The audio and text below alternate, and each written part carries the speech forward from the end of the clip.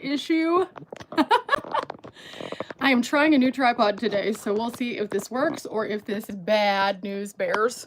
But today we're streaming live from my bedroom because it is warmer here than it is anywhere else in the house. So I'm just doing a little catch up with you guys. I hope that everybody is getting the notification. I decided to go live a little early because the service is weird. So hi guys. We'll see if things start going out, if notifications go out. I'm having to do this from my cell phone because we do not have regular Starlink internet right now because that's gone. That's gone. It's been a journey of the cold weather, that's for sure. So today we'll chat about that and we'll see what everybody else is up to and we'll just have a little bit of fun. So I'm ready to have some fun with you guys. So I'm hoping everything went out correctly. Did you get a notification of coming in here? If so, let me know in the chat. Just because, again, my internet's being weird. Hi, everybody. Hi, hi, hi, hi. So I see that we're getting out there a little bit. Yay, it worked. It worked. Today, I was going to use this tripod. The issue that I'm having is this tripod would only show you like this much of my face or this much of my face. I thought about using this tripod, which is just a little handy dandy thing I have for the house, and it was like so small. So we're trying a new one. So if at any point in time all of a sudden you guys just slide off, that's fine. It's a new tripod. So we're trying new things. Hey guys, if you're coming in here, thank you so much. Thank you so much. I appreciate you guys. I've had so many people checking in on me, so I thought this is the easiest way for me to do this. Cell service is going to be iffy. For those who have not been following my tiny home channel, I've been documenting the entire snowstorm on my tiny home channel, and it has been a lot of ice, a whole lot of ice.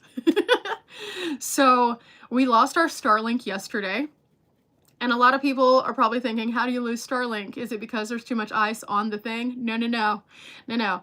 My parents have the Starlink down at their house, and then we kind of beam it this way because that way we have like one overarching internet, and that way we don't have to have two separate internet bills.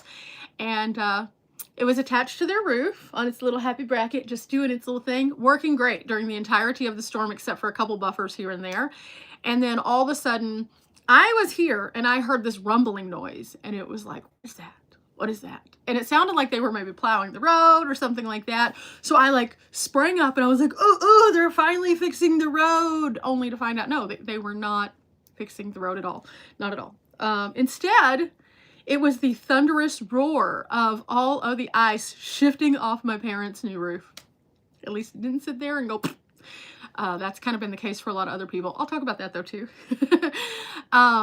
Yeah, it just kind of, and whenever it came down with such speed and aggressiveness that it pulled the Starlink completely down, and we lost internet. We didn't know that that's what happened though. We just knew that all of it slid off. We didn't think about that, and we lost internet. We were already having a little bit of an issue with it right before that, and so we were like, okay, well maybe it'll just buffer. I had 5% left on this beautiful bird video that I was uploading, and it just went. That was really sad. So I haven't been able to upload that video yet because it's just slow going. Regular videos, just for context, I had 2 regular update videos. It took me all night to upload them. Overnight, I slept, woke up this morning, still not quite uploaded, almost. So I finally got those out from yesterday. And everything else that I'm doing is just slow. So I had to abandon the bird video because I'm having to do everything from my phone now.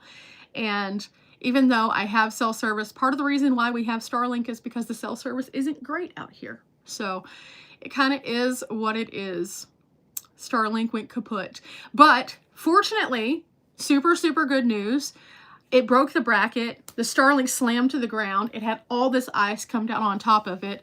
But as of right now, I think it's actually not damaged. There's a little hairline crack in just like this exterior part, but I don't think it got messed up. We're going to be able to find out later. We have a new bracket that will be coming after all this melts, and then we'll try to remount it, or we'll try to position it after the rest of the ice goes away. But until then, there's no Starlink, and we don't know if it for sure works or not, but we're going to find out. So currently I am at my base camp, and I am in the warmest room of my base camp, which is my room. So that's why we're chatting in a different location. We have all that. So yeah, that's where we're at. Let me catch up on a few comments real quick, and then I'll tell you a little bit more about what's going on if you haven't been keeping up. I'm so excited that so many people could come on such short notice. Thank you guys. I never know when I'm going to actually be able to do this, and I was thinking earlier today, since so many people have been reaching out and being like, oh my gosh, are you okay? I should probably check in. So I posted something, but then I had a lot of people reaching out still, so I thought we can answer all the questions here. It's just way easier. So yeah, that's kind of what we're going to do. Oh, thank you so much, Joanne. Made it out to my car. Thank goodness it started. See, I haven't even attempted to start anything yet. That's where we're at. I still have a pretty hefty chunk of snow and ice on the cars. And even though the sun came out today, we still have a pretty hefty chunk of ice on the cars. So I have down at my property currently parked my dad's old van, the one that died. It's just here because we're parking it out for stuff. I have the black car, which is my OG adventure car. I have that down here because that's just my little daily driver when I'm here and I don't want to drive the van.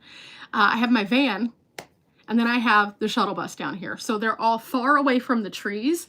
And additionally, I've just kind of been monitoring, okay, is everything okay with them?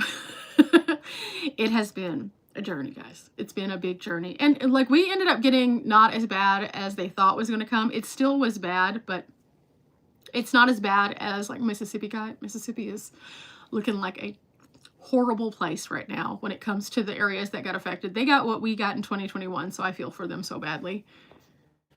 Let's see. Family member sent you some crazy ice pics from Frisco. Yeah. Yeah, everybody freaks out about like, why are Texans pansies? We're not pansies. There's just ice. Like I was trying to this afternoon, since I don't know if I'm going to be able to upload another video or not on the Tiny Home channel, I'll just kind of tell you what I've been doing. Today, while it was slightly melting because it got up a little bit higher today and the sun came out, I was like, oh, let's take advantage of this. Let's try to get rid of it. Let's try to get all of it out that we can and clear some paths because I know it's going to hard freeze again tonight. So I was like, the less that there is, the more likely it is to melt down. So I punched holes in things so that it would get down to the bottom layer, because what happened here, for those of you who aren't familiar with Texas and our lovely weather, about half the time when they tell us, oh yeah, you're gonna get snow, we actually only get ice. So for the first 2 days, we only got ice. Came down, looking like rain. It was actually freezing rain and sleet. So that was super fun. So by the time that I got out into my yard on day like 1, it was already like a good 2 to 3 inches of just freezing whatever. And so that just means ice. At the end of the day, it's just, and then the more that it gets weight on it, the more it compacts. So it just becomes solid ice as opposed to ice with little holes in it. So, yeah. Then we got this light dusting. Light dusting was fun. It was pretty. I was like, oh yeah, we finally got the snow. And then it stopped and then it started sleeting again. So we got another layer of ice. And then after that, we were like, yes, we're done. And then it snowed. So we got a little bit of snow on top of the 2 layers of ice on top of the tiny little layer of dusting. So today, as I was going through and punching holes, trying to get some of that warmth down to that stuff, I was just like, okay, this is a lot of ice. Just for reference, I have my house, the Christmas cabin, and then the laundry cabin, which is just like a utility room basically, and that's where I feed the cats. So I have to go over there every day, and there's a ramp on that one. And today was the first day that I was like, oh, the ramp is a little slick. I know it sounds weird because we had the ice at the beginning, but like for some reason it just wasn't like slick. But when it started to melt and then refreeze, it started to get slick. So I was like, I gotta do something about this because otherwise I'm gonna like die. And I'm not trying to be like, haha, no, I'd probably bust it. That'd be bad, super bad. So today I just took out the shovel and I started, and it's one thing to shovel snow, it's another thing to shovel ice. So I would just get the top layer off and then let it sit for a little bit and then go in and get the other one. I was able to, at the end of the day, get one whole section of the cat porch cleared off. So at least they can sit on the porch as opposed to the coldness. And I was able to get the Christmas cabin almost completely cleared. That one I was really fortunate because it had already started to get some of the sunshine and start melting, so it was easier to get to. The side with the stairs, I cannot use the stairs. I will kaput myself. So I just kind of worked my way toward that, and I'm hoping that in the next couple of days it's a sheet. It's like an ice skating rink on each step. So no, thank you. And then I was able to get a little bit of my personal porch, which is where I'm actually putting the water out every day. I was able to get that one done. There's a lot left. It's not melting quickly at all. So we'll see what happens. But today was a work day, basically, all day. Just, and then I'd take a break, and then finally at some point I was able to get into a vehicle, kind of. Not start it, but get into it. So we'll see what happens tomorrow with that, maybe. Hello.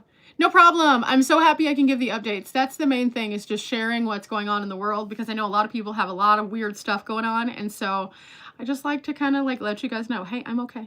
I am okay. Propane torch. So this is the thing. I have a propane tank. It's not currently connected to said house. I'm working on that. We're going to fix that up for the next weird storm. We've been trying to figure out how we wanted to poke it in. Like, we have so many places that the wall, it doesn't make sense to put a heater. And so we're trying to get one good propane heater that can run and keep the house warmer. And so at some point I will do that. Now, as for a torch, I'd probably catch things on fire. I'm not going to do that because that would be dangerous. I love those big, but also I don't think I personally need one. I think that'd be wild. So, also the walkway itself has a lot of other things like under it. So I don't know that that would be the best. I have been trying to make it easier for the cats though. A lot of people have been asking about the cats. Are the cats okay? Have been able to count the cats. Do you know if you have all the cats? Today was a good day. Today was a day because the sun was out that I was able to see more of the cats. For the first time since the storm started, I saw the cat Wicket. Wicket is a little, I guess, tabby. I'm not, okay, so this is the thing. I take care of the cats. I know nothing about cats. I just know that I feed them, I water them, and I take care of them. I don't want anything to suffer. I just don't. And I'm trying so hard to get them to like me enough to be like, here, let me help you, instead of just like, let me help you, you know? They are not interested at all. So I've been trying and still no success, but that's okay. Also, my skin is windburn. That's what this is. So it's going to get warmer in here. And as it gets warmer in here, it's going to get redder. So it just is what it is. I've been out there all day. And I did cover my face, but my face is just weird. So I'm just going to preemptively say that, because I know someone will say something about, oh my gosh, why are you so red? It's just, I'm weird, guys. It's okay. Anyway, back to the story. Sorry, it's been like this for days. My brain is just scrambled eggs. Wicket came out. She's a little tabby. She's been very elusive. It was the first time I've seen her since the storm started. I was worried about her. I was also worried about these two cats that we have that had kittens more recently, and I didn't know if the kittens were going to survive. It's really, really hard for me. I'm just going to say that it's so hard for me to not be able to help something that is helpless. And so by getting out there and trying, I was like, I just hope that they survive. I don't know what to do. I've given them spaces. I've given them food. I'm putting it in different places. I'm trying to make it as easy as possible. Today, I saw the kittens. The kittens are okay. So, success. We were able to make sure the kittens were okay. So that makes me happy. Other than that, I've seen all of the other cats that I know are around, in addition to a couple cats that kind of are passing through. We have two little cats that just kind of come and go as they want to. We also have the mean cat, the tomcat. He apparently sheltered in place here as well. He's not nice. He's not nice at all. Really enjoy watching the birds. Well, after all of the internet situation is cleared up, and or if I am able to drive, I will upload all the bird footage. I have tons of great bird footage. So many pretty birds. Let me say, that's the one positive of the winter storms, is that the birds come out in droves because they need food. So like, I can help them, and that makes me so happy. So I got so many cool bird videos that I'll put on the My Great Big Outdoors channel. Oh, thank you so much. Thank you. I will definitely put that towards some more food for them, because yeah, I take care of them all the time. This time it was a little bit better than it was the last time we had a storm, simply because I at least knew what to expect. And I kind of got a good system going. I know it sounds really weird to say that they don't like me, but they'll communicate with me. And I know I sound cuckoo for that. I get that. But literally, I got 2 cats that are more comfortable with me. They still don't want to be inside cats. I've tried, especially Speedy. She's the nicest cat on earth. But they would come up to the porch and meow whenever they came up so that I would know that they were there so I could get them water. And we kind of formed this system where anytime I would hear a meow, I would just get them some water because otherwise it was freezing solid. So they were really good about that. And I was so happy because they figured it out pretty quickly. Hey, if we just say something, she'll get us something. And so we got to a place where we would do that. And if I was putting out water whenever they weren't around, I would just shake the little container of the treats. I call them 1, 2, 3s. And they would run. Oh yeah, hey, we need some water. And then it appears they would tell other cats, and then the other cats would come up. So it was a great system. It worked out really well. So that's really, really good. Yeah, that's the thing, is like being around feral cats, it's just really, really hard because like you can't control any of the variables. And we have a huge property, and then there's huge properties all around us. So there are so many cats just roaming. And so we have a lot of like cats that just roam up, and it is what it is. And I can't do anything about it because they just kind of come and go. And like, it sounds really terrible, but like you're not guaranteed that you're going to see the cat again. Like it may just come up like for a couple of days and then never be seen again. And I've gotten kind of like where I name all of them, so at least I can identify them and call them consistently one thing. They're probably going to every yard and they probably have 47 names, and that's okay. But the ones who are normally here, they all pretty much know that that's their name. They've been here long enough and they acknowledge that I exist. They don't necessarily interact with me. Like Tippy Toe. Tippy Toe is super cute, but at the same time, oh, no, I don't want anything to do with you. Fine, fine, fair. Wicket, the one that I was talking about earlier, it took me, I think she's been around for 3 years. It took me 3 years before she let me even touch her. And then it was very short-lived. She was like, okay, I like this, and run. So it's like, okay, sure. Do the cats bother the birds much? Not really. We used to have one that we called Hunter. We called him Hunter because he did hunt. I know. I've run out of names. There's been so many cats that have come through. But Hunter used to not abide by the rule. However, again, silly as it sounds, I tell the cats, hey, don't kill the birds or squirrels or bunnies, and I will continue feeding you. And they seem to not kill the birds, squirrels, or bunnies. So I'm going to pretend in my mind that that's what they're doing. They're listening. I don't think they are, but it works. But they will get lizards, they'll get snakes, and they'll get mice and moles. So that's good, I guess. Riley in the house! Hello, Riley.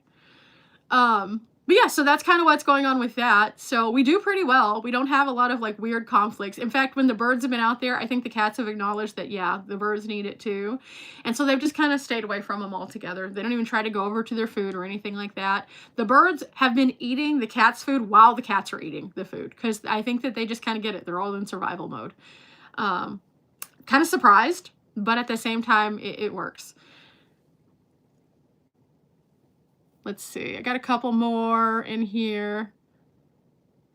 The other thing about the feral cats that is very, very much like, it's kind of like one of those things, like whenever I put videos on the Tiny Home channel, there were a lot of people like, how dare you not bring them in? I can't, I've tried. Like I have one cat that when they got inside, they literally tried to tear up my house to get out because they were freaked out. And it's not that they're freaked out like, oh yeah, it'll calm down. No, it was like, I will tear everything apart. And so I'm just kind of like, okay, like, what do I do? I don't have a single room that doesn't have stuff in it because I only have a tiny home. So there's no place. The cat Socks, he's in a laundry room right now. And the only reason why I think he's doing okay is because he just sits in one place the whole time. And then occasionally, like when I'm not anywhere near, he'll come out, get the food, and then go hide again. He's a very strange cat. He's beautiful, but he's strange. Let's see. From Denver. Woohoo! At least they get a little something to eat and care. Yeah, that's exactly. That's what I try. And that's the thing, because they are feral, there's a lot of other critters out here. That's part of the reason why I put the trail cam out, so I can see what kind of critters are around. We have some dogs in the area that come over sometimes, and they've terrorized the cats over time. That has been traumatic.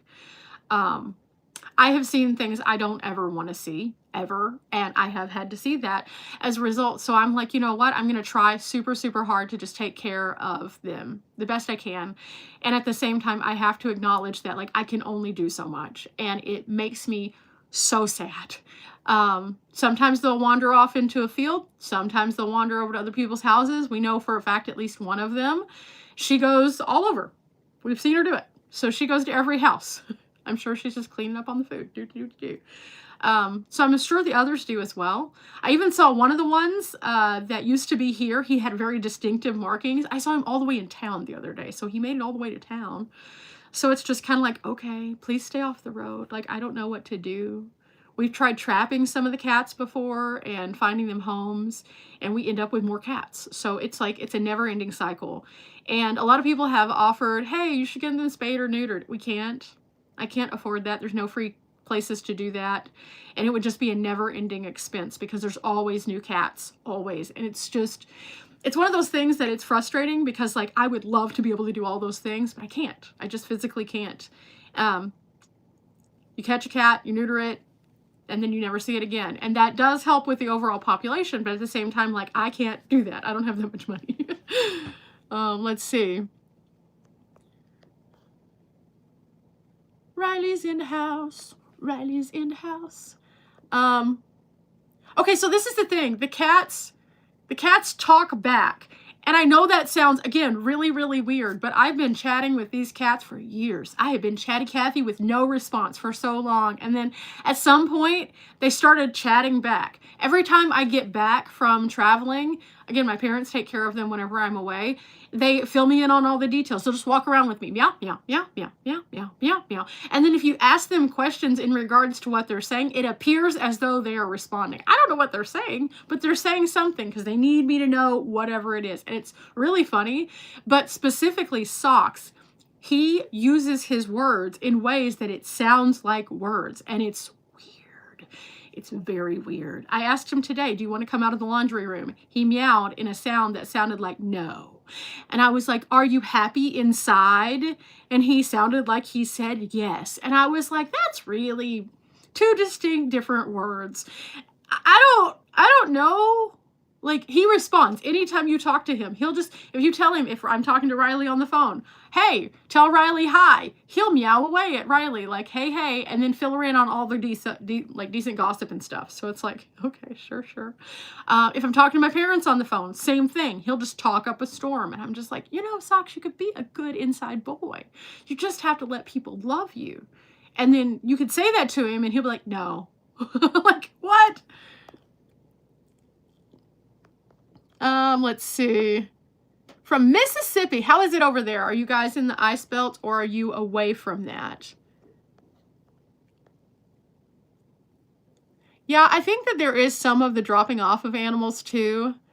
I don't know if it's so much cats as it is dogs in this area, though. People drop off dogs every so often, and we see it on the little message boards. Hey, somebody dropped off these dogs, or oh, somebody left 2 dogs, and it's just really frustrating. It's very sad, and like, that's not okay.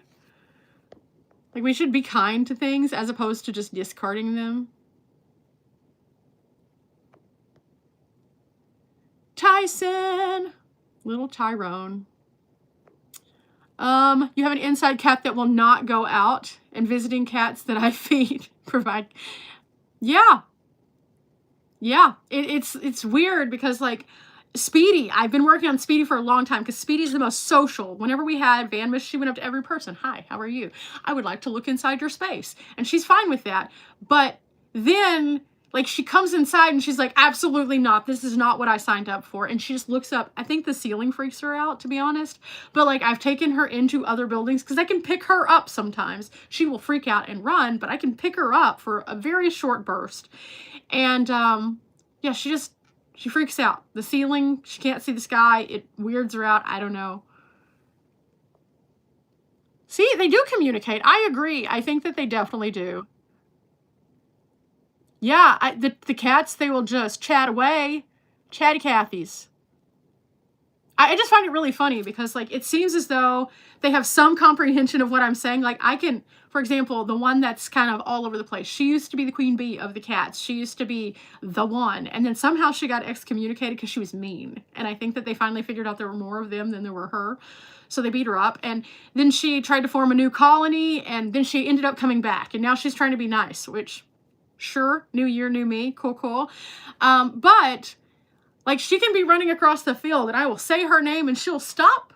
She'll look at me. She'll meow at me something. And then I'll say, is that so? And then she'll meow more. So like even her, the one that doesn't really like me at all, she'll still acknowledge my presence, which is wild. Yes, the cats love to say all the juicy gossip. Like it's really funny. Riley's witnessed this so many times when I'm just like, okay, I just made it home. Because again, she's my safety buddy. So I'll be like, I made it home. And then she'll hear like Blondie, meow, meow, meow, meow, meow, meow, meow, meow, meow, meow, meow. And like, okay, sure, Blondie. I can't refresh. It's probably my internet, to be honest. And if I lose my internet, yes, Dolores is back. Miss Kitty, AKA Dolores, she is back. She came back. It's kind of like the song, the cat came back the very next day. It always. Dolores has lived like 47 lives. She's looking quite spry in her old age now. It's weird. My mom insists that she might not be the same cat, but she definitely is because she still has the scally face. It's her. Yeah, the internet may be weird because I'm just going off of my regular cell phone right now. No Starlink, sadly. Oh my gosh, so the Cat Came Back song is an inside joke with me and my dad. It's like the song that becomes a brainworm, and it's not a fun one.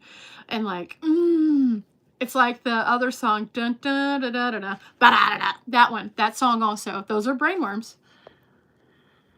I was in the same boat. I couldn't afford to get them fixed. The problem was they started having lots of kittens, getting disease, inbreeding. I'm sure these guys are probably one circuit away from being completely straight line trees. But at the same time, again, can't really do anything. They don't seem to be having any issues. They're actually pretty smart. And so that's shocking. Not sure. But it seems to be mostly the girls now. We only have one boy cat, to my knowledge, at this moment, other than the bad guy. Because the bad guy did some horrible things. He tried to run off all the men. And I'm not sure if he was successful in, like, doing the unaliving or if he just ran them off. I don't want to know. But he's tried to unalive Socks many times. We'll say that. And yes, Socks is special, but he has so much trauma because of the tomcat and because of the other tomcat that used to be here. Yeah, no Starlink. The Starlink went down as a result of the ice. It got swept away. We're going to see if it works later on after the ice is kind of gone. The dish itself, or the whatever, I call it a dish. But we're going to see if it works. The bracket is a goner, so we may just have to flat lay it and figure out where things are. The bracket will be in on Monday otherwise, so we'll see. The weather should be better by then. Additionally, that's another weird thing. Like, there have been so many people who have been in my area. It's wild. So let me tell you the juicy details of the Facebook group gossips, okay? Because this is kind of funny. So one of the things that I have learned from my multiple boards of surrounding communities is, number one, lots and lots of people want to go places because they are stir crazy right now. I'm fine. I'm fine. I have all the things. I enjoy just being home whenever I am home because I'm not home very often. So whenever I am home, I just want to be home. A lot of people have been asking me why I'm home. I'll explain all that later on. I just got stuff going on. I got things that I'm having to take care of. So that's the main story of that. But come in February, you'll get to see a little bit of what's going on. It'll make a little bit more sense. And then you'll be like, oh, this is fun. So yeah, I think the first installment of kind of the explainers comes out at the very first day of February. I think that's what I have it scheduled for.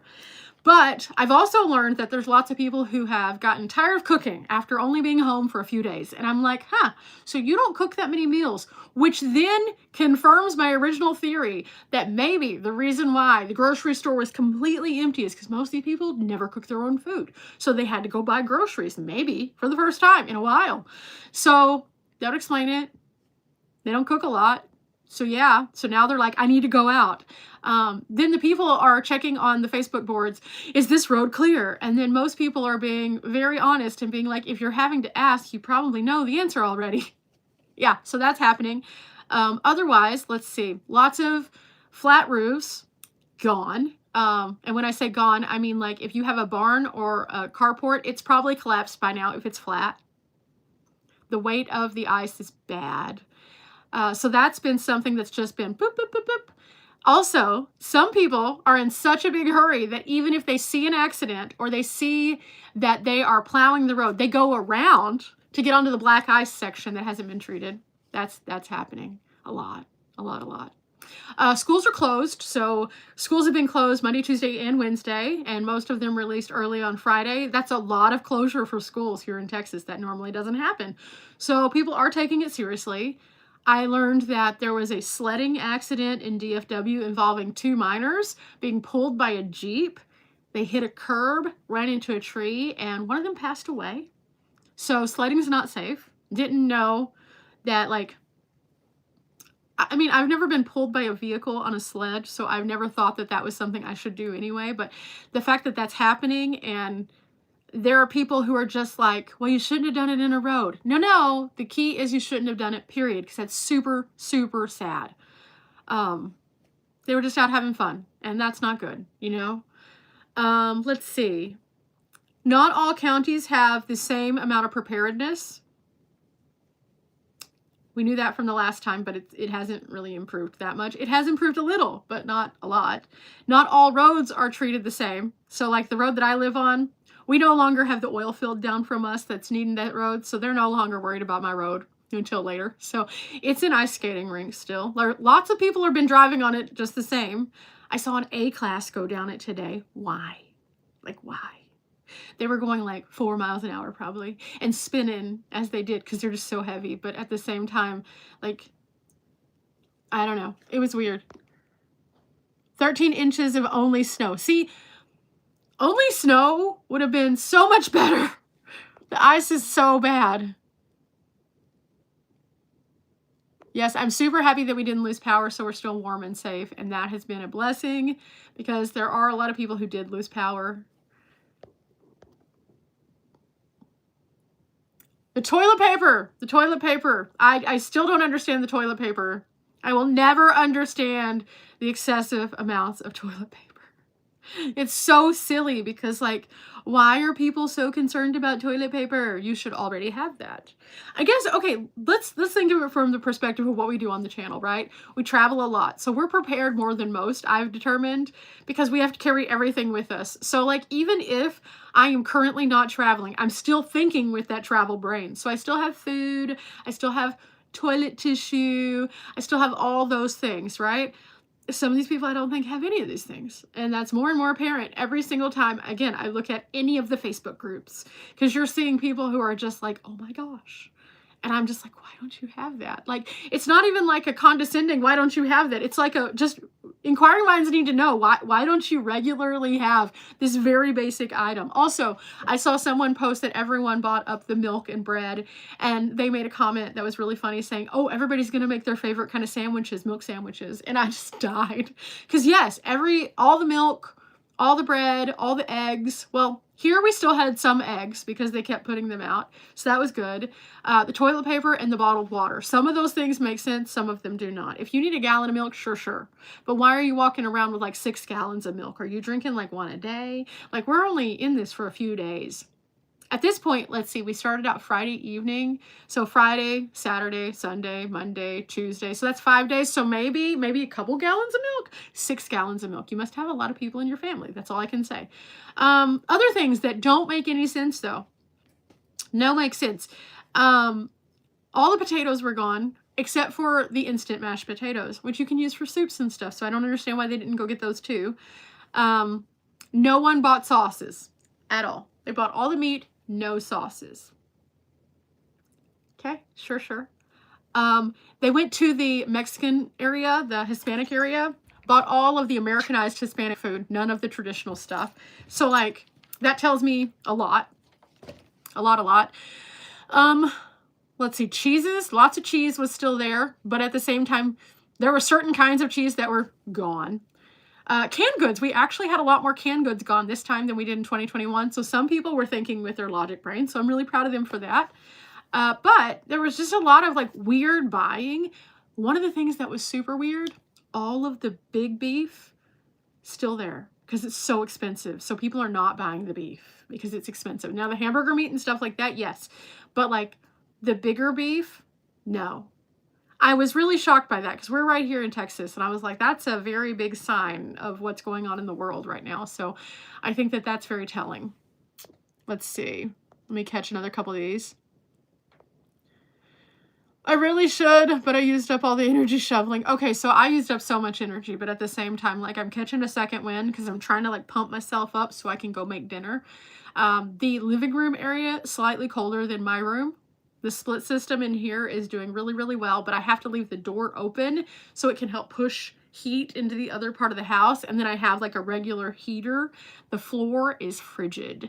The floor's been frigid this whole time. So I've mainly been surviving by sitting crisscross applesauce or on the couch with my legs up under a heating blanket. And that's been super helpful. But at the same time, like I just had to get out today and do something. So speaking of which, getting out and doing something, I had a lot of people asking about my walking challenge, if I was still able to do it while I'm doing this. I do have the elliptical, but because Socks has been in the room where my elliptical is, I have not been able to use it because it freaks him out. Oh no. He's freaked out really easily.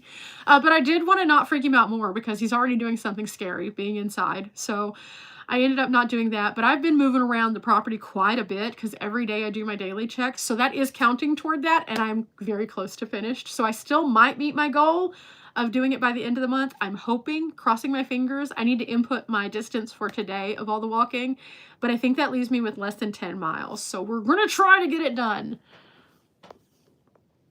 Let's see. I've known folks who only buy 4 rolls at a time. I mean, yeah, but like, maybe buy a big pack, just a big pack. It's not like you're hoarding it away if you're buying a big pack as opposed to a small pack. And if you know there's a bad storm, buy the big pack. But don't buy all the packs. I saw people rolling around. Oh yeah, that was the other thing. Dr. Pepper. Dr. Pepper in my hometown completely wiped out. So we are a Dr. Pepper town. That's for sure. Yeah, I can't make a snowman because it's like there's the snow that we have doesn't pack because there's so much ice mixed into it. See, a lot of people say, okay, so I'm seeing August. This is one of the things that I've noticed. A lot of people are mentioning exactly that. If you are looking for an apartment, specifically an apartment, to find one that is either attached to a hospital or a fire department or a police station, because those are the first 3 things that they make sure are good. Also, those are the ones that typically, if they have to cut the power, they cut them last. So that is something I had never thought of. So that's an interesting tip for people who are needing to move. If you are wanting to make sure you have power always in any circumstance, in any city, they're not going to cut the power on those 3 things. So find something that's attached to those, or a federal building. Sure. I bought a hamburger a week or so ago. I was shocked at the $7 or $8 a pound. Yeah, it's expensive. It's super expensive right now. Everything is so high. I don't usually talk about things like that, except for the fact that I'm noticing lots of trends of those things are so expensive. I bought groceries the other day, and I like to go to Winco. I don't know if you have a Winco near you, but if you have a Winco, Winco has better prices on meat a lot of times.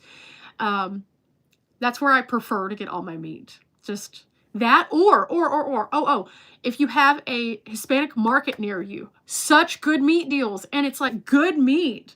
Like, I love going to a Mexican meat market. It is great.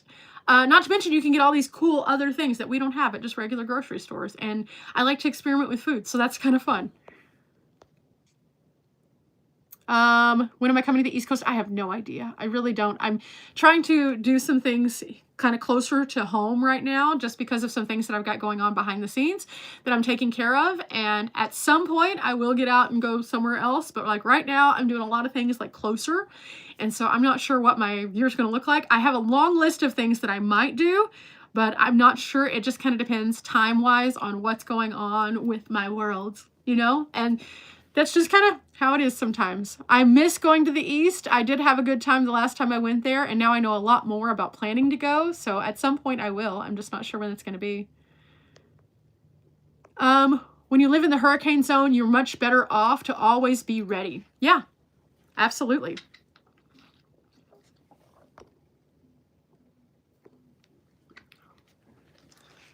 The boyfriend said he could go shopping in the garage. Yeah. I think it's really okay to have a few extra things. I don't recommend people go and just hoard things away. I know. At the same time, if it's things that you know you're going to use within the time frame of them being good, toilet paper, paper towels, it's always good to have a few extras. I started couponing before 2020 when the world went crazy and we lost toilet paper in the first place. We all know what happened. Everybody went cuckoo bananas. But I was couponing in like November and December because I wanted to learn how to coupon. I saw somebody who was like, yeah, I saved this much money. And I was like, let me see if I can do that. And then I ended up finding like some really good toilet paper specials. And so I bought on special a lot of toilet paper for a very small price. And then when all of the craziness happened, guess what? I had toilet paper and wasn't freaking out. But like, I think it's okay to have extra stuff. Like if you can buy in bulk, do it. If you can have extra supplies that are for you and your family, do it. Like, especially with the world right now, the world is weird. So yeah, if you could have extra supplies, definitely do that. That's part of the reason why I love my mountain house, because I always have preparedness food just in case I need it. And I keep it so that my entire family can get to it and we will be okay if the world goes wild. Let's see. Love Winco. Yeah, Winco is amazing. I love their dry goods section too, because you can get the things by the pound, and I found so many things that I love there. Their little tortellinis, amazing. So much better of a deal than getting them in the pasta section, because you can get as much or as little as you want. But then also you can get like different kinds. The nuts area, if you're a person who likes to cook with like different kinds of nuts, you can get as many or as few as you need. Same thing with spices. Spices that you can't find other places, they have them, and you can get them in just however much or little that you need, and it's just by the weight, so it's really cool. I also really love getting my potato flakes there, because as much as I will get potato flakes in a box or something if I'm local and I have to, I prefer to just get them, portion them out, and now I have a vacuum sealer to just vacuum seal it all together. I'm loving that vacuum sealer, by the way, guys. It is amazing. You will see it very, very soon. Excited for the February surprise? Me too. I'm so excited. It's going to be so fun. I've been kind of building up for it, and I'm going to share with everybody what's going on. It is so exciting. Riley knows what it is. She can't tell anybody. It's a secret. A couple other people know what it is. They can't tell anybody, but you'll see very soon. There's only a few more days. Vicky, no, I didn't think you were hoarding. I was just giving you a hard time. Let's see. If you really do the math, if everyone in your town or state goes and just buys a couple extra items, you're going to run out of stores. So this is the thing. I don't think it's necessarily that you need to buy it in the moment of the oh no. You need to buy it before the oh no, so that you don't end up in the oh no. Because what was happening with a lot of people is they were just trying to go do their regular grocery shopping on Friday whenever they got paid, because that's when they grocery shop, and there was nothing for them at the regular Walmart. At some of the other stores, there was still stuff there. In fact, I went into a couple of the other places and it was fine. But I think that the bigger thing is, like, if you want to get some extra stuff, just every time you go to the store, if you just pick up one thing, it's okay. Or if you pick up like a larger version of the thing that you're already getting. And then whenever you get to the disaster moment, you already have that thing, so you don't need it. Canned goods are always good to have a few extras just in case. If you're a person who needs any kind of like medical situation stuff, just get a little extra just so you have it, because otherwise when people freak out, they buy the weirdest things. So yeah, that's kind of more of the solution, is not to buy in the moment, but buy before, preemptively. So if you like pasta sauce, have 2 instead of 1 in your cart. It's that simple. And that pasta sauce, if it's in a jar or if it's in a can, it lasts a long time. So as long as you're using it, and then when you're going to the store, just replacing the thing that you used, you should be able to have enough that you don't have to worry about doing this last minute, oh no, because like literally people were like, why? Like, no. I just went into the store because I needed to get a couple things for my parents, not because they needed food, like a ton of food or anything, but because there were a couple things they were like, oh yeah, we might get this. And I was like, okay, cool, I'll get it. And I saw people pushing around carts that were huge carts, literally didn't look like they'd ever bought a grocery in their life, and they were buying all the groceries. And I was like, okay, sure. Sure. There was one man who had like 6 cases of Dr. Pepper. And I was like, that's a lot of Dr. Pepper for just what they were presuming was going to be a couple days. Even a lot of Dr. Pepper for 5 days. That's a lot of Dr. Pepper. And again, not my job to judge people, but like that was a little weird.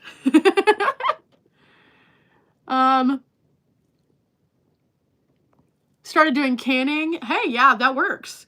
There's lots of people out there who have lots of great like things that they are doing, like either dehydrating items or freeze drying things or stuff like that. And I think the more that we can do to make sure that we're good at the end of the day and our families are good, that's positive. It's not a bad thing to be prepared, you know? I've started doing, okay, there it is. I was referring to more as perishable items. Yeah, so the thing is, when people go in to get perishable stuff, I think that they just go in and go ham, and they don't realize logistically, like, you're going to have to go through those things a little faster, because unless you have a way to keep those things, and there's been a lot of people also who are like, oh, just go throw it outside in the snow. There's so many critters. I would never do that. If I did that out here, none of my food would be surviving at all. You almost have to have like a cooler or a refrigerator or something to stick it in. Or the best thing that people tend to forget that they can do is just take water bottles and freeze them, and then you can put them into a container and it'll keep your stuff refrigerated as long as you don't open and close a lot. So that's another thing. Or you can just keep that in your freezer and it helps keep the freezer cold. Those are all things. It's really crazy to me because, again, we're super prepared because we do travel stuff. So I have extra generators, I have solar panels, I have my portable fridge, I have all of those things. And so if it gets to a point, I'm like, okay, it's time for me to get the supplies. I have the supplies already because of the way I travel. And then it occurs to me, like, a lot of people don't travel the way I do, so they don't have those things. But everyone could benefit from having at least one power station of some kind. At least one 12-volt heating blanket of some kind. Because like at nighttime, even if you can't have power during the day and you're shivering, at nighttime you need to keep your body warm because that's whenever your body temperature naturally goes down. And if you're not prepared, then that's not good. And if you're not able to do those things, finding ways to keep warm without having, like, for example, a lot of people that passed away in the last Texas ice storm passed away because they were ill prepared and they tried to do things that were not smart. Some people were burning their furniture and caught their house on fire. That happened. One person bought a Mr. Buddy heater and didn't realize that Mr. Buddy needs to vent and it's very moist. And so they ended up basically, yeah, bad stuff. That's why a lot of people in van life also don't like Mr. Buddy heaters. In fact, I was looking at a Mr. Buddy heater. I asked my friend group, hey, what does everybody think about the Mr. Buddy? And more than one of our friends was like, Mr. Buddy nearly killed me more than once. And I know a lot of people like them, so I know that's a controversial opinion, but I'm going to go from the people who I know who've told me they had issues. Kimberly, our friend, she told us that literally she almost died. Our friend Christine woke up super swimmy headed, feeling really, really not normal and things like that. And a lot of people use Mr. Buddies for their travels. So be careful. Not all things are good for everything. So be very, very, very, very, very careful and make sure you ventilate your space. Going back to the Texas stuff, other people who didn't know about the storms or weren't able to prepare accordingly, they tried to sit in their car and didn't realize that you can asphyxiate yourself sitting in your car because, again, you have to have some kind of ventilation for those things. Otherwise, it's really bad. So, yeah. As for the Mr. Buddy, yeah, so the Mr. Buddy is really great for an open space or a place that has good ventilation. However, if you look on the packaging for it, it says do not use it inside. Without ventilation. It very clearly states that. After my friends were talking about it, I went and found one. I looked at it. Yeah, it definitely has those kind of warnings. There's also all sorts of reviews online saying that even with a carbon monoxide detector, somebody woke up and they basically were very ill, violently ill. They can get knocked over and yeah. So there's lots of bad things that can come from those. And there's no one great solution for every situation when it comes to heat. There's just not. And there's lots of options, like knocking the chill off. Okay, that's a short-term use. That's okay. But anything that has a gas-related substance, you can have problems with. Look at what's happening with some of the RVs. Some of the RVs have those propane refrigerators, and that's what's causing a lot of the RV fires too. It just takes one tiny little thing to mess up everything. You're going analog, buying Sub-Zero sleeping bag. Hey, that's smart. I have an entire sleeping bag suit. It's one of those silk suits. It is awesome. I was thinking, okay, if I lose power, this is what I'm going to live in. I'm just going to get in it. The only thing I will say is it's not completely waterproof, so that's not fun. But other than that, it's great. But yeah, I think that that's the thing. Like, a lot of people out there, there's a lot of information, a lot of talking, a lot of ideas, a lot of theories. And that's why, at least here, I always tell people, hey, I'll beat something up, I'll test it out, I'll do all these things, then I'll give you my feedback, but don't just take it from me. Also, watch other people. Please watch other people. I will always encourage people here on the channel to please watch other people who are also doing reviews, because my experience might be different than their experience. If you are having a situation where you are looking for something very specific and I didn't talk about that specific thing, you can find somebody else who might have talked about that specific thing. You should never go with just one individual person and their opinion, because not everybody's going to have the same life exactly as you do. And so that's the main thing. There's a lot of places that I see, like if somebody is given a product, like we'll just use this as an example, it's just a plug, and they get this plug in and they're like, okay, this was gifted to me so I could review it. And then they will review it, and then that's all you ever see of that plug. They never mention that plug again. I do not personally watch any creators who only show you that I did this today and then you never see it again. And I know that there's a lot of review channels out there that do glowing reviews for things every time. I'm not that girly. I'm never going to be that girly. If something is good, I'll tell you it's good. If something is weird, I'm going to tell you it's weird. If I'm having problems with it, I'll talk about it. I don't care if a company wants to send me something ever again. Nope. I would rather not have a company send me something again if it means that I can't have my own words. I think that that's the weird thing. I have been offered a lot of money to talk about companies and said nope, because they wanted me to read a script. I think anytime that you have to read a script for something, unless it is something like very specific, I think that there are certain things that a script makes sense. For example, if there's a weird word and you need to say that weird word because that's something that's a big feature, sure. But I need to be able to say all my own words around there. And I think that that's really important. A lot of people like to get a lot of money and not really say honest things. And that's super unfortunate. That happens a lot in the tech world. Happens some in the van life community.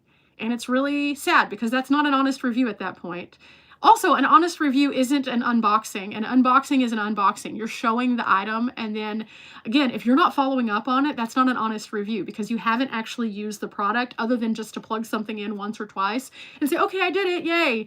And then the other thing that chaps my hide, and it's a personal thing, I'm just going to air it out here. Why not? We don't do these very often. The other thing is when people take the items that they're getting from companies and then they sell them as opposed to just using them. Because if you're getting something under the understanding of you're going to review that item and you're going to do a video. Sorry, I've been trying to get this thing off for days. If you're getting an item under the, I'm going to unbox this header, cool. And then if you never show that again and then you sell it, like, how are you doing a justice to your audience if you don't tell them what happened later on down the line with that product? If you're just hyping it up like, yeah, I love this, and then you never show anything else about it again. That's not good. That's not good. And then worse is when someone gets an item, reviews the item, pretends they never got it, and there's still a video on their channel of that item. I know of at least 2 van life creators who have received as power station, we'll just keep it generic, that way we're not calling people out, received a power station, unboxed it, talked about it, never spoke about it again. It suddenly magically disappears, and then they're like, I have worked with this company before, but I don't have any of their products. And then when people ask them, how did you like the product? I don't know what you're talking about. I've never worked with that brand. And then all of a sudden they want another thing from that brand. So like, oh my gosh, I love this brand. No, just no. That's weird. That's just weird. I don't take those people seriously. They're not serious humans. So that's just my opinion. If I was spending a lot of money, I would not spend money as a result of them. I would spend money as a result of someone who talked honestly. Now, there's a difference, I think, between people who do that and then also people like, for example, I'll use a real getting into the details of things, Hobotech. If you are interested in finding out the specs, the duration, the cycles of something, how it works, the intricate details, he does the best descriptor videos of any of the people I've seen out there. And so if there's something that I'm interested in, I'll watch his videos so I can learn about the little things and the tiny things that might be weird for me. And then I'll watch somebody who does just a regular video talking about them using it so that I can get the specifics, but then I'll go and watch somebody who's using it also. And I think that by putting people together that you understand have different skill sets, it's very helpful. Let's see. Seems like a lot of creators only promote to get the sponsorship and they don't really use it. A lot of people do. That's the honest truth. A lot of people like I can put this on my resume as I worked with a company, and that's weird too. Or I need this, so I'm going to work with this brand. And that's why I try to do a lot of different things so you guys can see, because I have space. I can put things away and then I can pull them back out and then I can mess with them and trade them out and stuff like that. But if you say that I get something, I'm going to beat it up and I'm going to use it enough so that you guys can see what it is at least, because things are very costly and I don't want somebody to spend, which again is why I always say, please do not buy this until I have talked to you a little bit more. Look it up. Find it. A lot of times I do that on purpose because I know I'm going to sit there and do some weird stuff with that thing. I have one particular power station that I literally dropped and it still worked. And I was like, okay, cool. So I mentioned I dropped this and it still worked. That doesn't mean it's going to work for you, but it worked for me. So that's pretty cool. I've been putting together a series of power stations for some other things, kind of just testing out different stuff.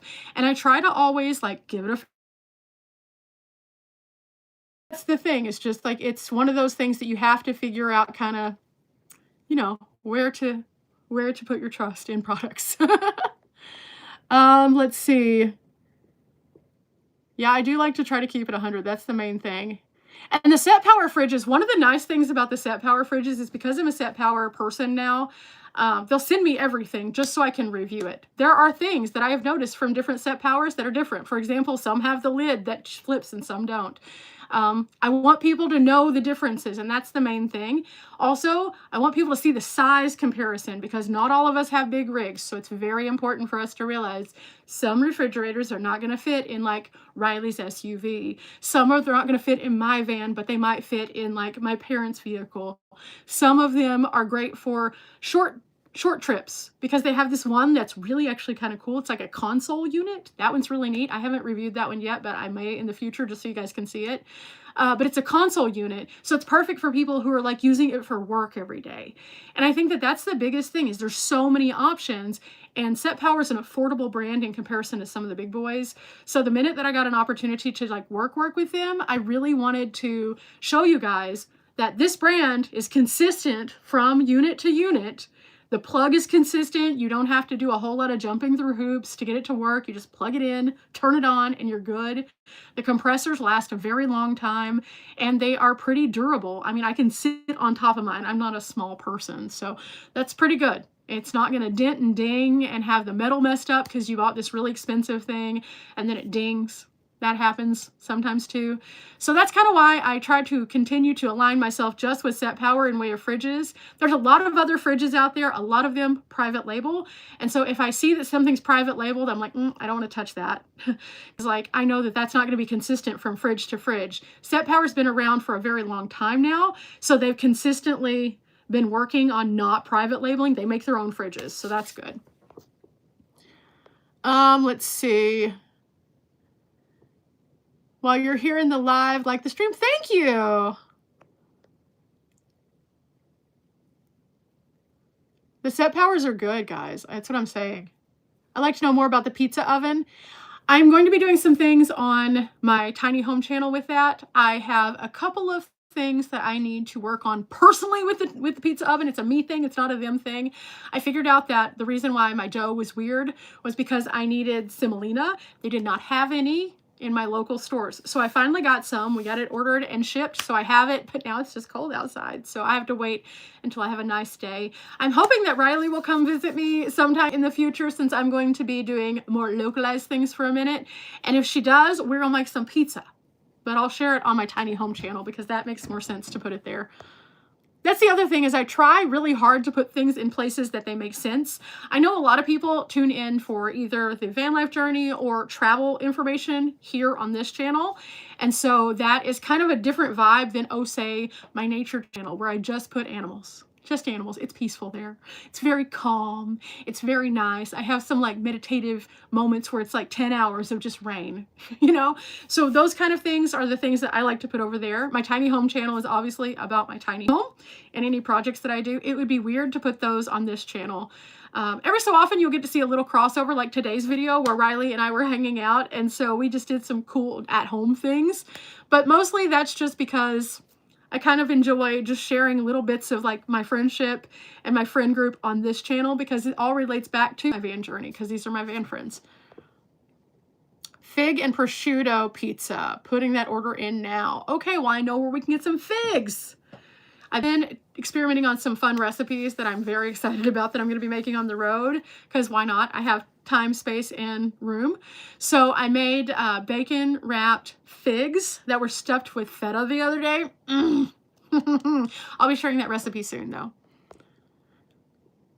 West Virginia, have not been able to leave your house since Friday. Same, girl, same. I've been here since Friday. It's been a lot. It's been a lot. So I understand. The Zero Breeze, it actually worked really well in my van. The problem is I don't like to, I have a personal weirdness. It's not the product. The product works great in a small space. Super, super well in a small space. Herein lies my personal weird. You have to vent it out through your window. I don't like to have my window exposed. And I've tried several things, like cutting a piece where it can just have that. I still don't like that. So I haven't figured out how to make it where I can use it, where I don't have my window, like, because all I had was a piece of foam. So if somebody wanted to get in, all they'd have to do is hit the foam and it'd break, and hi, we're in the van. So I haven't figured out a good thing. If they would create a piece that fits universally in your window for the vents, that would be an awesome, awesome thing, because again, it works super well in the small space. In larger spaces, I've heard several people say that they don't like it as much. The Lost Renegades, way back whenever they did a review for it, they mentioned, you know, it was okay, but in the larger van, it did not do as well. I think that Bob actually said similar thing, because he has a large space. In a small space, though, it worked so well. It's just, I don't like my window open like that. So it made it harder to use in safety, and I'm super safety focused.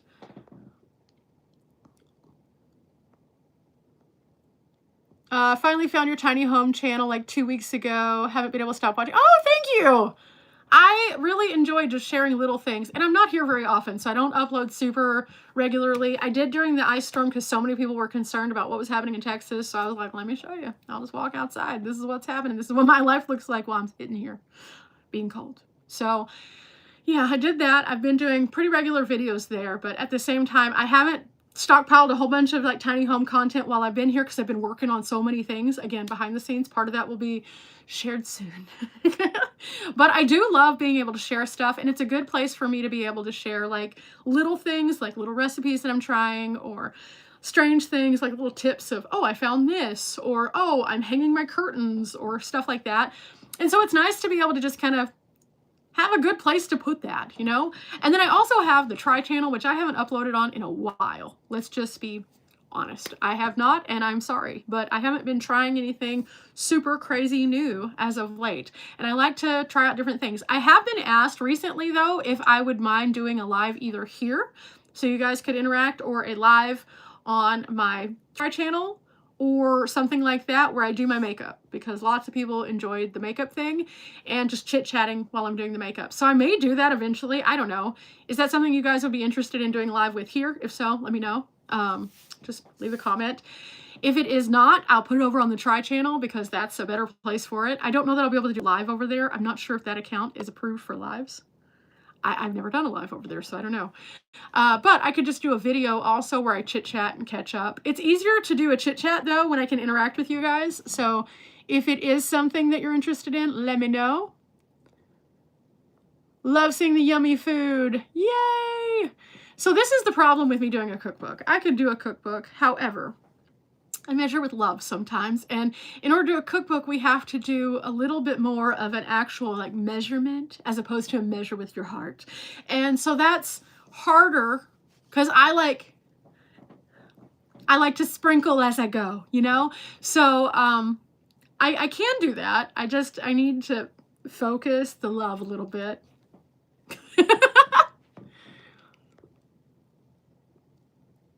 Oh, thank you so much. I appreciate that, Wendy Sue.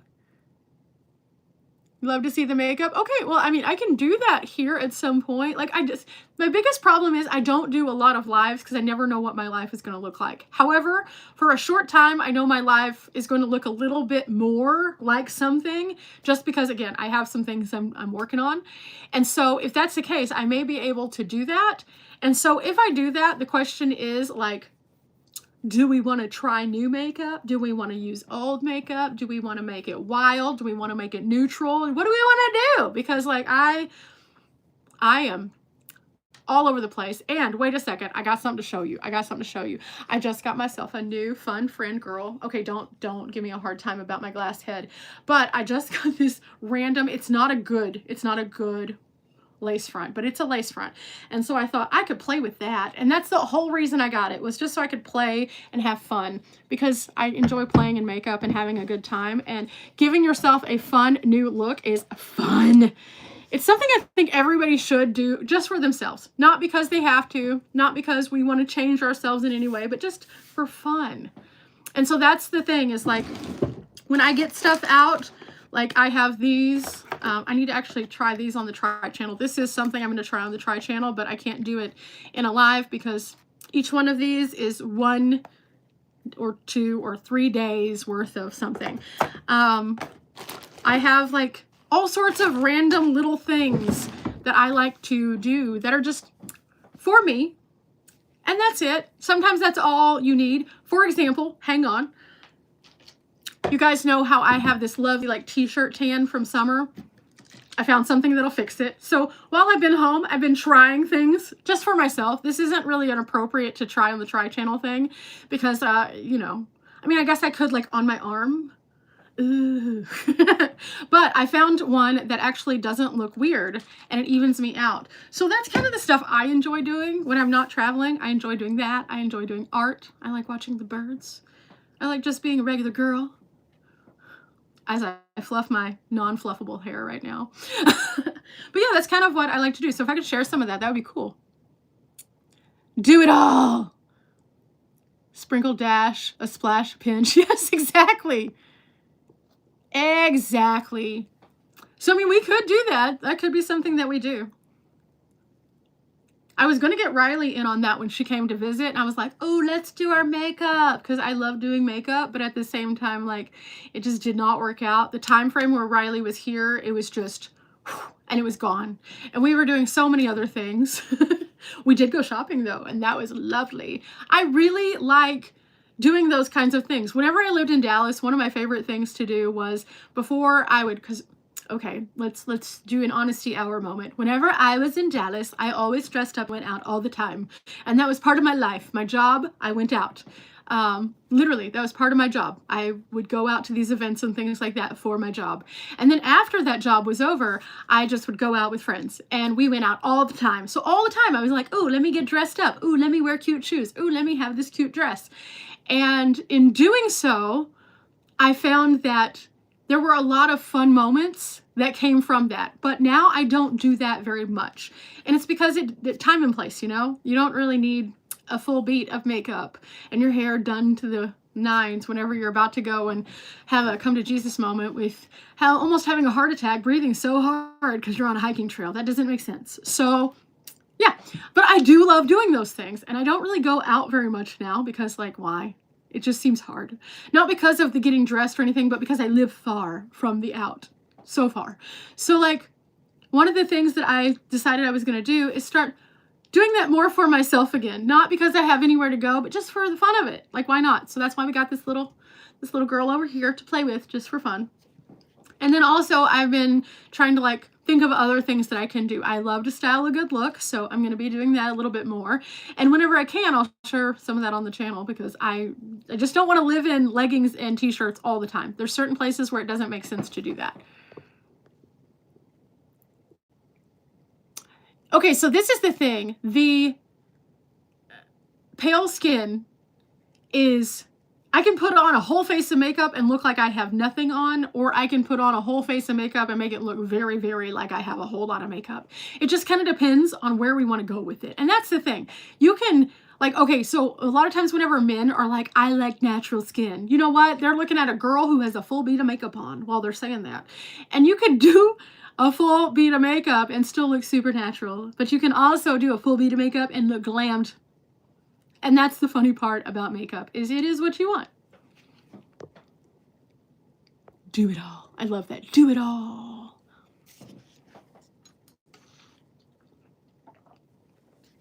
Oh my goodness. Also, one of the things I like to do when I play in makeup is I like to do, obviously I don't want to do like Halloween. I've got to be in the rain and in the cold makeup because that was a lot of layers. But at the same time, I can put some layers on. But I like to put a fair amount of layers on usually, so a little bit less. I'm constantly in sweatpants, cute sweatpants, but still sweatpants. Yeah, I mean, like, right. Okay, so I'm in ice mode right now. So I have been in hoodies, beanie most of the day because, yeah, I was outside. So it was really, really cold. And then I have on sweatpants because, I mean, I'm not trying to do much today. Any plans to grow my hair out? Nope, not at all. My hair looks really not good when it's long. Anybody who says that it looks good has never actually seen my real hair. They've seen wigs. My hair is very fine and stringy, and whenever it is grown out, it just looks bad. So, nope. I got this haircut by accident and then decided it was the best thing that ever could have happened to me because it looks better than my longer hair did. I would have to wear hair extensions and it was not good. It's also bad for my hair because they are so fine. So it was just constantly a battle. I wore clip-ins for a while. Super hard to wear clip-ins when your hair is fine. It just ended up damaging my hair. So nope, nope, nope, nope. We're just gonna keep short hair. And anytime I try to grow it out, it's just so that I can cut it slightly different. I used to have a full-on mohawk. That was pretty cool. I enjoyed that. I had a really good time with that one. The nice thing about the mohawk was you could part it and it would look like a slide bob on this side, bald on this side. I like to do curl hawks. I don't fix my hair very often, but when I actually fix my hair, this hairstyle works perfect. So no, probably not. I don't think that I'll ever go back to having long hair just because, unfortunately, I got the not great hair. So if I got better hair, then I'd probably have long hair, which would be super cool. But instead, I get fake hair. And that's the only way I can have nice hair that's long because it just is what it is. In the lottery of hair, I was not the winner. Let's see. North Carolina. Yay! How is the weather there? I'm so happy that you were able to catch the live also. I don't do them often. I know, guys. I need to work on that. I do. Again, most of the time it's just because I have really bad service, so I can't do it because I'm in some random remote place. A lot of people have also asked me, do I plan on getting Starlink anytime soon for the road? Because we do have Starlink here. No. I'm not balling like that. I'm just not. And I know a lot of people are like, oh, but if other people sign up, you could get free months. I'm not trying to pressure people into signing up just so I can have free internet. That's silly. I'm more self-aware than that, and I also don't want to take advantage of you guys. I think that it's super nice that you guys are here even to chat with me, even taking the time away from your day. I don't need you guys to send me money and stuff like that. Although, we did have a super chat earlier for some cat food, so I'm not mad at that, because the cats will love that. But for the most part, though, anything that I do is my responsibility. I'm an adult, And I know that other people have bills and responsibilities too, and I would feel terrible as an able-bodied adult taking money from other people because they want to fix me or help me or do those things. And I'm putting that in quotes because those are things that people have said to me, and I'm just like, I'm okay. Like, even if I'm balling on a budget, I don't want somebody else to have to feel like they need to take care of me. I just don't. I feel like at some point, like, there are reasons for that. Like, for example, if somebody has like something really terrible happen in their life, it's a physical health thing and they need a GoFundMe or something like that, or someone passes away and they can't afford to bury their loved one. Okay, I understand those things. But like, if I need a car repair, that's on me. I choose to be on the road. If I blow a tire, that's on me. I choose to be on the road. If I am doing any number of things, that's not a public discussion for the rest of the world to have to take care of. And I talk often about how I think things are icky. I think it's really icky when people get online and they're like, I need to pay a bill. Please help me pay this. That's gross. That's so not okay, because all those other people also have to pay bills. And I've seen many comments on many channels talking about that somebody wanted to show us support, but they are on a fixed income or they're on Social Security or something like that, and they feel bad because they can't do it. And I never want somebody to feel bad because of that, because I think that if someone feels pressured to do something that puts them in a financial situation, that's bad. That shouldn't be an immediate, I appreciate you, but please do not do that. If somebody wants to buy a shirt or something, I get a kickback from that. If somebody wants to buy something that I have a link for, sure. There's like 20, 30 cents. And if somebody wants to buy me a coffee, sure, because I do office. But otherwise, I don't need those things. I'm okay. I think that that's important.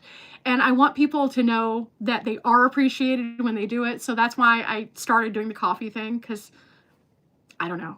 It makes me uncomfortable when I see YouTubers, especially YouTubers who are like in my age demographic, who are constantly receiving money from their audience, when they're also making money from their audience for their views. That's enough. You guys watch the videos. That is so good. that's so good. Otherwise, like, that's why I do my other things. That's why I don't make my merch all about myself. If I have merch, I want it to be about things that people enjoy so that they can actually get value of it versus just feeding my ego. I think that that is so strange when everything someone has is just about them. That is never going to be me. Even the things that I do when it comes to my books and things like that, a lot of them I do not put under my actual name because I don't want it to be about me. I think that we could all be a little bit more about others and the world would be a better place. Just watched you and Riley football game eating meatball subs. Woohoo! That was a fun day. Am I a singer also? I mean, I can carry a tune, but I wouldn't say I'm a singer. I would say that if I needed to sing my way out of a bucket, I could do that. Otherwise, I like to sing, not even in the shower, really. I'll sing to some stuff as I'm driving down the road. I would like to think that I can sing decently, but not anything that I would be like, let me sing for you guys. Won't be releasing an album anytime soon. If I do, I might have hit my head somewhere, or I'm going through a midlife crisis. Maybe. It's been very icy, but a lot of melting today. Same here. A lot of melting. Not quite enough, but a lot of melting. I watched another creator who has been talking about ethics. It's definitely a gray area of social media. I agree. There are a lot of people who have figured out that the internet is a personal piggy bank, and that's gross. That's just gross. No, I create content because I want to encourage people to get out there and live fully. That's why I do educational content for those who can't travel. They can still learn the lesson. That's why I try to share. In fact, just cutting to the beginning of my channel, I didn't even share how I traveled for the most part. I would just pop up in a place and talk about the place because I didn't want it to be about my personal journey. I wanted it to be about the world. And then everybody was like, please tell us how you survive in the van. And I'm like, okay. So I had to kind of step outside of my comfort zone and be like, okay, we're going to talk about me a little bit now. And I don't really like that because, like, as much as I am an interesting character, the world is so much more interesting than I am, guys.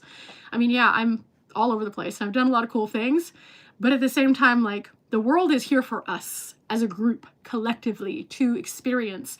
And I think so many people miss out on the experience because they're not collectively seeing that this is something for them. I have people who have never been to national parks before who comment on my channel that they feel like they could go to a national park because they have seen what it is to experience it. And they're like, I could actually do that. Yes, you can. That's why I'm here. Exactly. You can be at home enjoying yourself and just watch it. We have a lot of people who watch on television specifically. I pulled up some demographics the other day because I was just curious. Like over 70% of the audience watches on a television, which is wild. Because when I first started YouTube, most people watched on their phone. So this is a shift that's happening because TV is not TV anymore. And now YouTube is TV. And that's also weird because are we though? We're real people. We're regular people. We're not really TV quality people. But that got me to thinking, like, okay, if there's that many people who are watching on TVs, that means I have a bigger opportunity to make really pretty videos on a bigger screen. And I love that. So now instead of seeing just a tiny little amazing view, you can see a huge amazing view. And so I've really capitalized on that. And I really get geeked out about the opportunity to share things in a way that you can feel the expanse and you can see the little intricate things. And I'm always working on that because that geeks me out to be able to improve the craft. So I'm always hoping that I can bring you guys along in a way that it feels like super cinematic, because that's how it feels when you're there. Like, oh my gosh, Glacier National Park. Oh, last year when I went, I was just floored. I was like, oh my gosh, this is one of the most incredible places on earth. And I knew that when I came back this time and I had a filming buddy with me, I was like, ho, ho, ho, we're going to finally be able to really show them what this is about. And by doing that, it made me so happy. And I know not everybody loves everything that I put out. I'm okay with that. Like, not every video is for every person, and that's okay. Like, there's some people who only watch for the van. There's some people who only watch for the adventures. There's some who watch for both. And then there's some who just randomly find a video here and there and might tag along for a couple and then never watch again. And I'm okay with all of those things, because if I have a single video that gets somebody who's having a bad day to smile, I'm okay with that. If I have a single video that is something that inspires somebody to go to a place, I'm okay with that. If I have a single video that makes somebody Google, I'm okay with that. So, like, I think that the win is just getting people inspired in some way. And not everybody's going to be inspired in the same way. So that's great.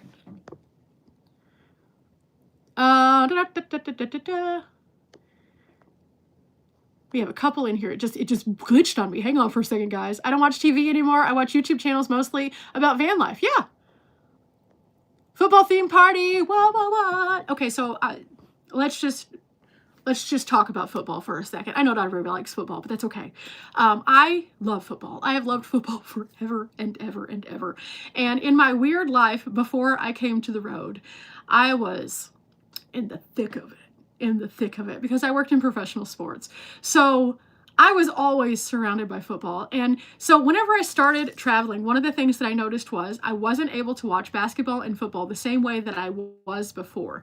Now, I could watch them, but I couldn't watch them the same way as I did before. Let me explain. Whenever I worked in sports, one of my jobs was I would do statistics for things, and I would shoot those information pieces out to the internet, and the world would have that stat. Many times while we'd be in a game, we'd find some obscure stat about something and put it out there so the world could know this really weird obscure stat. I ran an in-game chat for the Dallas Mavericks during all of their games, and I went to all the games, and that was what I did. I sat on press row and I did that, and then I'd go to the presser after, talk to the players. That's what I did. By week, I would do graphic design. That was part of my job. I was part of the graphic team. So all of that was a very different way to curate your sports. I would be absorbed with sports. I could spit stats at you right and left. I could talk all the game. I could have full-on conversations about shooting arches and stuff like that. I watched enough of the coaching that I could tell you if a shot was going to fly or not. I could do that because my brain is weird. It's not normal. But what happens is whenever I do that with basketball or football, I get so into it and it becomes who I am to the core. And when I started traveling, that just wasn't possible because I'm busy. So I stopped for a little while and just took a whole break. Unless I was watching a friend play or something like that, I just didn't watch a lot of sports. So I kind of took a step back. And then I realized that, okay, like, I really like sports, but I need to be able to follow everything, because again, it's a thing where it's a brain thing. So I would be like, oh my gosh. So I would, again, get really super into it. Yeah, watch a whole season. And then I'd get to a point where I was about to travel, and then there would be no cell service for days.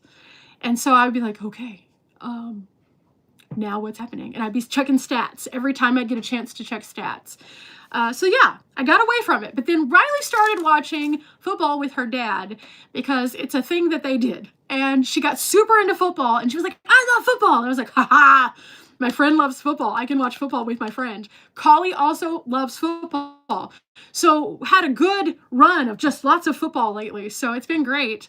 And it's been super, super nice. But at the same time, again, I know that whenever I travel, I can't focus on that many games per season. Otherwise, I would just be focusing on sports all the time. And I clearly am a very busy lady. So I can't just sit and listen to sports all day. I can't.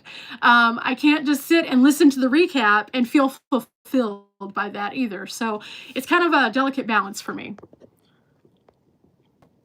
Somebody asked me a couple of weeks ago if I would do a sports podcast, because they saw that I posted something. You should do a sports podcast. Funny story. I actually, before the internet was what it is now, I used to have a small sports podcast for a very, it wasn't really a podcast. It was like a live stream thing where we would just talk about sports.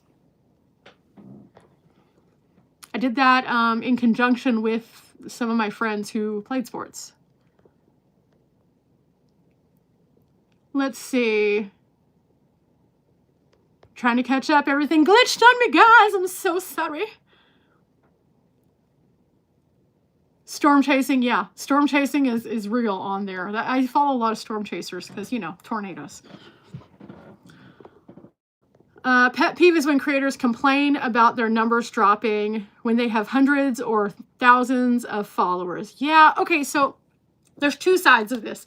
On the creator side, I get it. It's frustrating. I have been through more than one adpocalypse here on YouTube, and it doesn't really do any good to complain about it. I mean, it's just going to be what it is. You just have to stay the course and create the content. It's not your audience's fault. It is frustrating when the audience is not seeing videos, only because then you're like, I don't know what to tell you because I don't know what's wrong, because YouTube doesn't tell us what's wrong. And that part's not fun. I've seen my channel go up. I've seen my channel go down. With the kind of content that I create, I get people super excited, and then I anger some people, and that's kind of funny. So it is what it is. And like, I understand that frustration, because it's not the people's fault that you're having a bad day. Like, again, when anybody who is on my side of the camera is talking about how frustrated they are, or how they need, or how it's about, it's a self thing. It's a self thing. It's an ego thing. It's frustrating, yes, but it's not your people's problem that that's happening. It's YouTube usually. So unless you're trying to be proactive and tell the people, hey, I get it that you're not seeing my videos. I get it that sometimes people are subscribed and then unsubscribed. I'm super sorry about that. That's the only acceptable way to really respond to that. Because again, it's not the audience who is watching's problem that some of the people are no longer watching. It's kind of like when people announce, I don't want to watch you anymore. Okay, sure. I don't know why you had to like scream out the door as you left. I don't get it. But like, at that point, it's not everybody else's fault that that person decided to leave. So why would I then be like, oh my gosh, guys, this person told me they were leaving? Like, why? That's silly. Ego plays a big part of a lot of YouTube. It really does. And it's super sad because, like, again, if people had a purpose and a mission that was beyond patting themselves on the back, I think that they would go a lot further. Just because at the end of the day, you have to be passionate about what it is you're doing through the good and the bad, you know? I'd love to travel. It's just not feasible right now. Totally valid.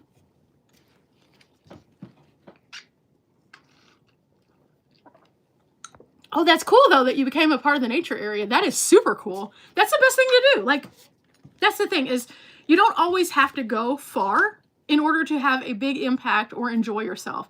And that's kind of why I'm always telling people, hey, if you have a weekend, go to a museum. If you have a nice park, go to it, walk a walking trail. It doesn't have to be that you're going super like halfway across the country to do something. Just because you see that I do it doesn't mean that you can't do a version of it.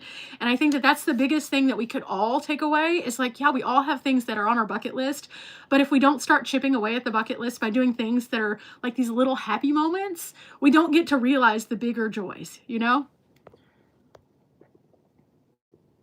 Just got here. Yes, tiny house is doing good. Nature adventures, because I get away from the football season. Fair. Very fair. I really enjoy your channel. I don't do museums, but I love how you take us through them. Thank you. Thank you so much. I think that museums are overwhelming to some people because there's just so much. Also, they can appear very flat and boring. And so that's why whenever I try to talk about things, I try to engage with you guys so you can see that, oh, this is really cool. And there's like a little brain piece over here that we need. And oh, this is, wow, this one tiny line was fascinating. And it makes it a more palatable way to experience something when someone's talking to you and kind of showing you the way, and storytelling, because I think that there's different learning styles and all of us have different ways that we absorb information. I've met several people whenever I had a previous job that would talk about this and how you train employees and how different employees had different ways that they would respond. And one of the things that I noticed within my own employees that I was training were that some of them super visual, some of them were super sit down, show me how to do it, then I'll do it. Some of them were repetition people. They need you to walk them through it numerous times. Some of them are people who need you to like show them why it's important. Does that make sense? And then they can understand it and then they can figure it out from there as to what to do with that. And some people are reward based. So like, for example, whenever I had this one particular job, the main thing that we had that was like a reward structure, because there weren't a lot of cool rewards that you could do, was getting to pick the music that we listened to. And I found that if we could just focus on the training and get good numbers, that you could pick what you wanted to listen to because that'd make you happier in your environment. And so we would do that and we'd have dance parties at the work and have a good old time. And it worked so well that we had great conversion as a result of it. So I think that that's the thing. It kind of translates into an audience online as well. Not everybody's going to respond to the same kind of thing like we mentioned before. Some people want a specific subject. Some people want numerous subjects. Some people want you to guide them. Some people want you to pause to read. Some people want to be able to see the entirety of something with no sound. Some people want sound, you know, and that's the thing, is there's all sorts of different places and people. And that's why I always tell people, hey, I might not be for you, and that's okay. There's thousands of channels on the internet, and if I'm not the one for you, it's okay. Like, go find the one that makes you happy. Like, I'm not offended if I'm a lot, you know? But what I do is I try to bring people into the story so it can be something that all resonates with us, and it kind of paints a picture so that you can visualize what it is if you're not able to be there. And that's a big deal for me. I've heard people on YouTube say, oh, I only have 100 people watching. See, that bothers me because you have 100 people watching you. 100 people find you interesting. Like, okay, I did it once. It's kind of funny. So let me give you an illustration.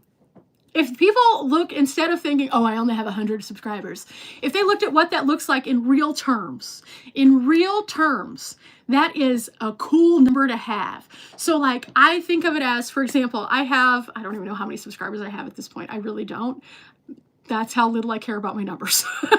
I have somewhere over 30,000 subscribers. So 30,000 subscribers, we'll just use that as a nice round number. My hometown is like 5,000 to 7,000 people, like somewhere in there, okay?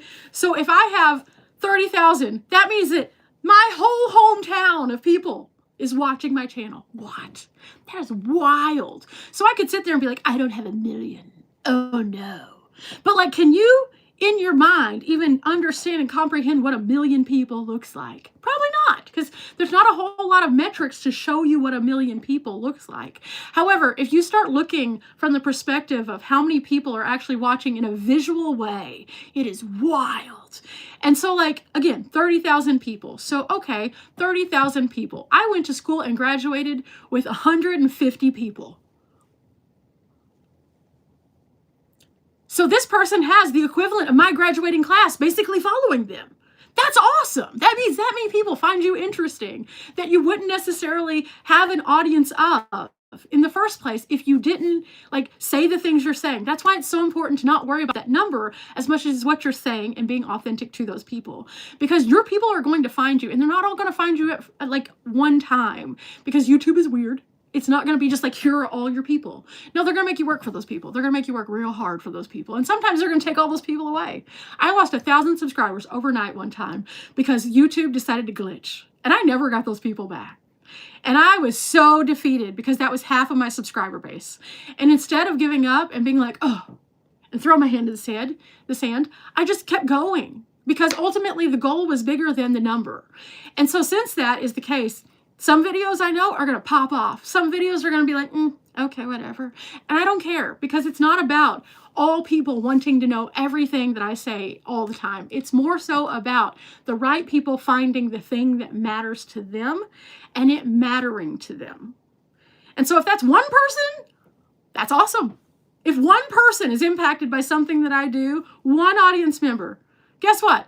That's one person that I helped do something that otherwise I might not have had contact with because they might be in a different state.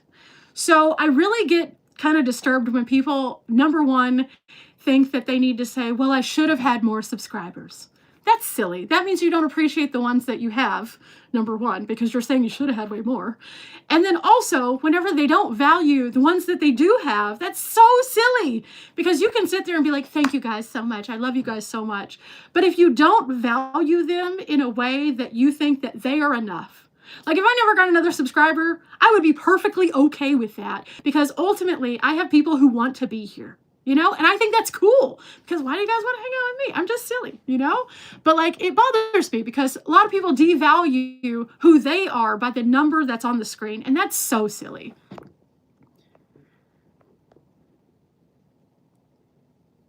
But yeah, totally agree. I don't have attention span to read the things.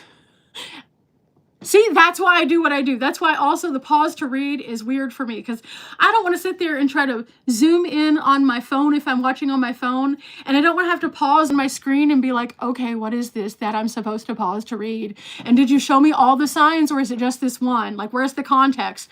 So that's why I don't like the pause to reads. Imperial Dam, what? How is the LTVA doing? Oh, thank you so much, Mary. From Seattle. Yes, I am currently staying warm. It is very cold outside. It was warmer today. It's supposed to be warmer tomorrow. We'll see. We got sun. Some things started melting. I'm really nervous about my roof melting and making a loud boom because that's what happened to my parents. So we'll see. We'll see what happens. But otherwise, I'm safe. I'm good. And I am, for the most part, okay. There's a few things that I have learned that I will be making some improvements on. But yeah, those are things like I know that like, okay, so a lot of people, whenever we chit chat and stuff like that, or whenever we have comment sections and things, they ask me YouTube stuff. And I tend to avoid too much YouTube stuff because it's different for every person because there is no from anyone because just because you do what that course tells you to does not mean that you will have the same success as the person who is selling said course. You just won't. All of the resources that are available online for free about things. And it's constantly changing. So if you watch a video from 2 months ago, it may not be relevant now. And so you just kind of have to really invest time, energy, and effort into what you're passionate about and hope that it hits correctly. But I have so many people who are so discouraged when they come and ask those questions because they're like, why is my channel not growing? I honestly do not know. You're doing the things that you're supposed to do. You're tagging your video. You're titling it. You're putting a cute thumbnail on there. Like, YouTube sometimes works and sometimes it doesn't.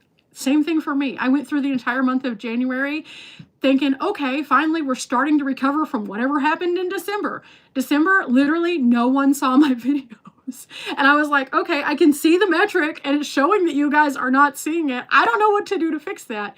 I even had people telling me that when they'd search my name, it was like as though I did not exist. And I was like, I can't fix that. So, I don't know. But also, on the other hand of that, like I can't give advice on what to do if it's constantly changing.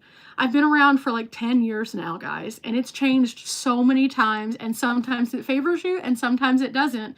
And if we give up before we let ourselves have a chance, then, we didn't stay the course, and then ultimately we lose. So we just got to stay the course. You will be back. Okay, I will be here for a little bit longer. Also, Riley just texted me and said she had to head out. So, bye, Riley. I don't know if you see this now, but bye. Kayaking, knitting, and puzzles keep me busy. I love a good puzzle. I love a good puzzle. I'm debating on what I'm going to make for dinner tonight while I'm sitting here chatting with you guys. I had some gnocchi that got a little frozen. Yay, love that. So I need to make those up because they have a little bit of possible moisture in there, so I don't want it to be bad. And so I'm going to use those. So I'll probably make a soup of some kind, but I don't know. We'll see. Does it help to hit the like button? It always helps to hit the like button. And now they have the hype button if you're on your phone after something's published. So that helps according to YouTube. I don't know. That's what they're saying currently. Tomorrow they could be like, no, it doesn't help you anymore. That's the funny thing about YouTube is it will tell you just enough to get you in there and be like, oh yeah, I'm going to do that. And then they'll be like, just kidding. For example, for a while they were like, tag everything, and not like hashtags, but like in the, if you don't have a YouTube channel, this won't make sense, but there's like a box that you can add tags to. And then they were like, oh no, that's not available in search anymore, so that doesn't matter. And then they were like, do all the boxes. And I'm like, okay, you just said no. And then you said yes, and then you said no. So I'm just going to fill out everything every time because that's what you're saying. Sure. And then I ended up with a YouTube rep and I asked them, I was like, what counts? And they were like, just by nature, fill out everything. And I was like, okay, cool. Because that way you're good for no matter what changes that they make. And I was like, yay. The hype feature seems weird. Yeah, it's really weird because it's only available on a phone. So like if 70% of your audience is watching on a TV, it doesn't really do you any good. It mostly, and I kind of dove into a few videos because I was like, what is the hype thing? A lot of people are really targeting like younger audiences with that because younger people are more likely to watch on their cell phones. So that's why. So it's like a lot of gamer channels really like do well with that. A lot of the kids channels do well with that. There aren't kids channels now, but they're kids channels. They do super well with that. And like as regular people, we do okay, but like we're never getting 4,000, 6,000 million hypes. We're just not. It's a regular person thing. And again, most of my audience watches on televisions or things like that. So you don't even have the hype button. So what does the hype do? So the hype is basically the new version of the like. That's it. That's all it does. It's hyping it up to other people. It's liking it to other people. They talked about getting rid of the dislike button, even though they got rid of the dislike number already. They talked about getting rid of it altogether. They also talked about privating the number of likes because it was too much, that people might be able to be impacted by how many likes there are and choose a video or not choose a video based on that. I don't think that that's a real thing because the hype definitely is showing. So like, I think that it's just another thing, honestly.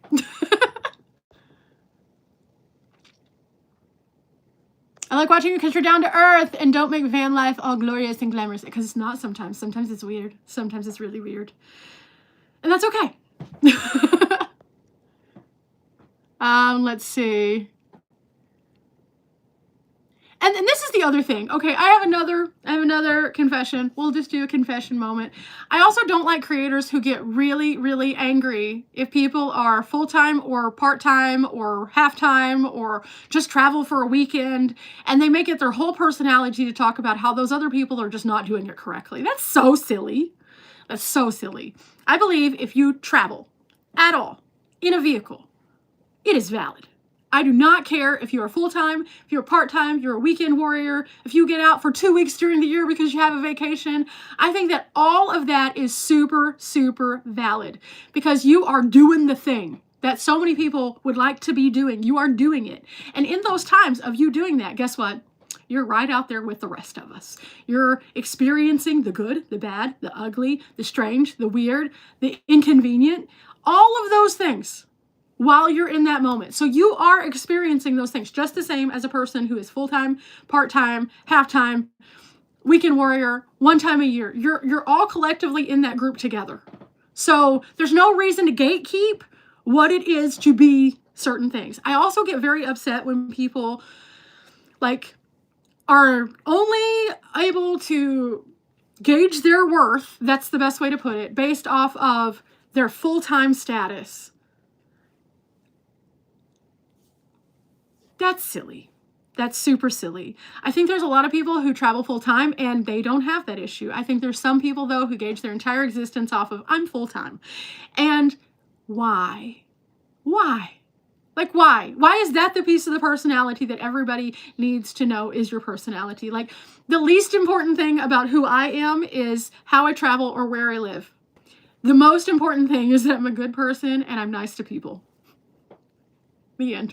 So I think that we should stop basing our entire personalities off of the status of how much or how little that we travel and start realizing that we all have value in the bigger picture. And without all of us out there, guess what? The world would be a really weird, not so fun place. Let's see, going back for a minute. Came back and it was fine. Hardly ever look at the likes. Me either. Again, I don't look at numbers a lot. I'll look at something like, okay, for example, my tiny home. I don't do it very often.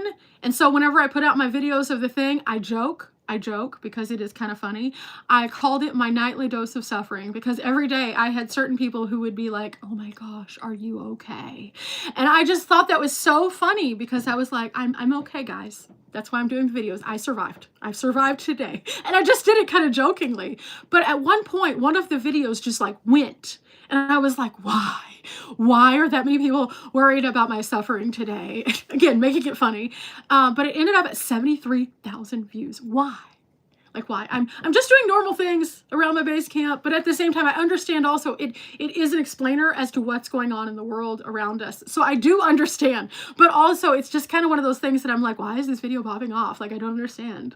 Like, I care so little about the numbers most of the time that whenever I have something that's irregular, I'm like, oh, okay, sure. But I don't want to create content like just thinking about that. I want to create content because I enjoy it, you know? Where am I traveling to next? I am not sure yet. I'm still working on that. I've got a lot of stuff going on, which will all become more obvious very soon. Oh, I'm going to be doing some things closer to home though for a little bit, just because I do have all this stuff going on. So I'm going to do something in the state of Texas. I'm just not sure where. I also have a couple of friends who are going to come and link up with me. I'm not sure what that's going to look like, so I don't know what we're going to do. We've been kind of talking about a blanket of different things, but the weather kind of has us stalled out right now.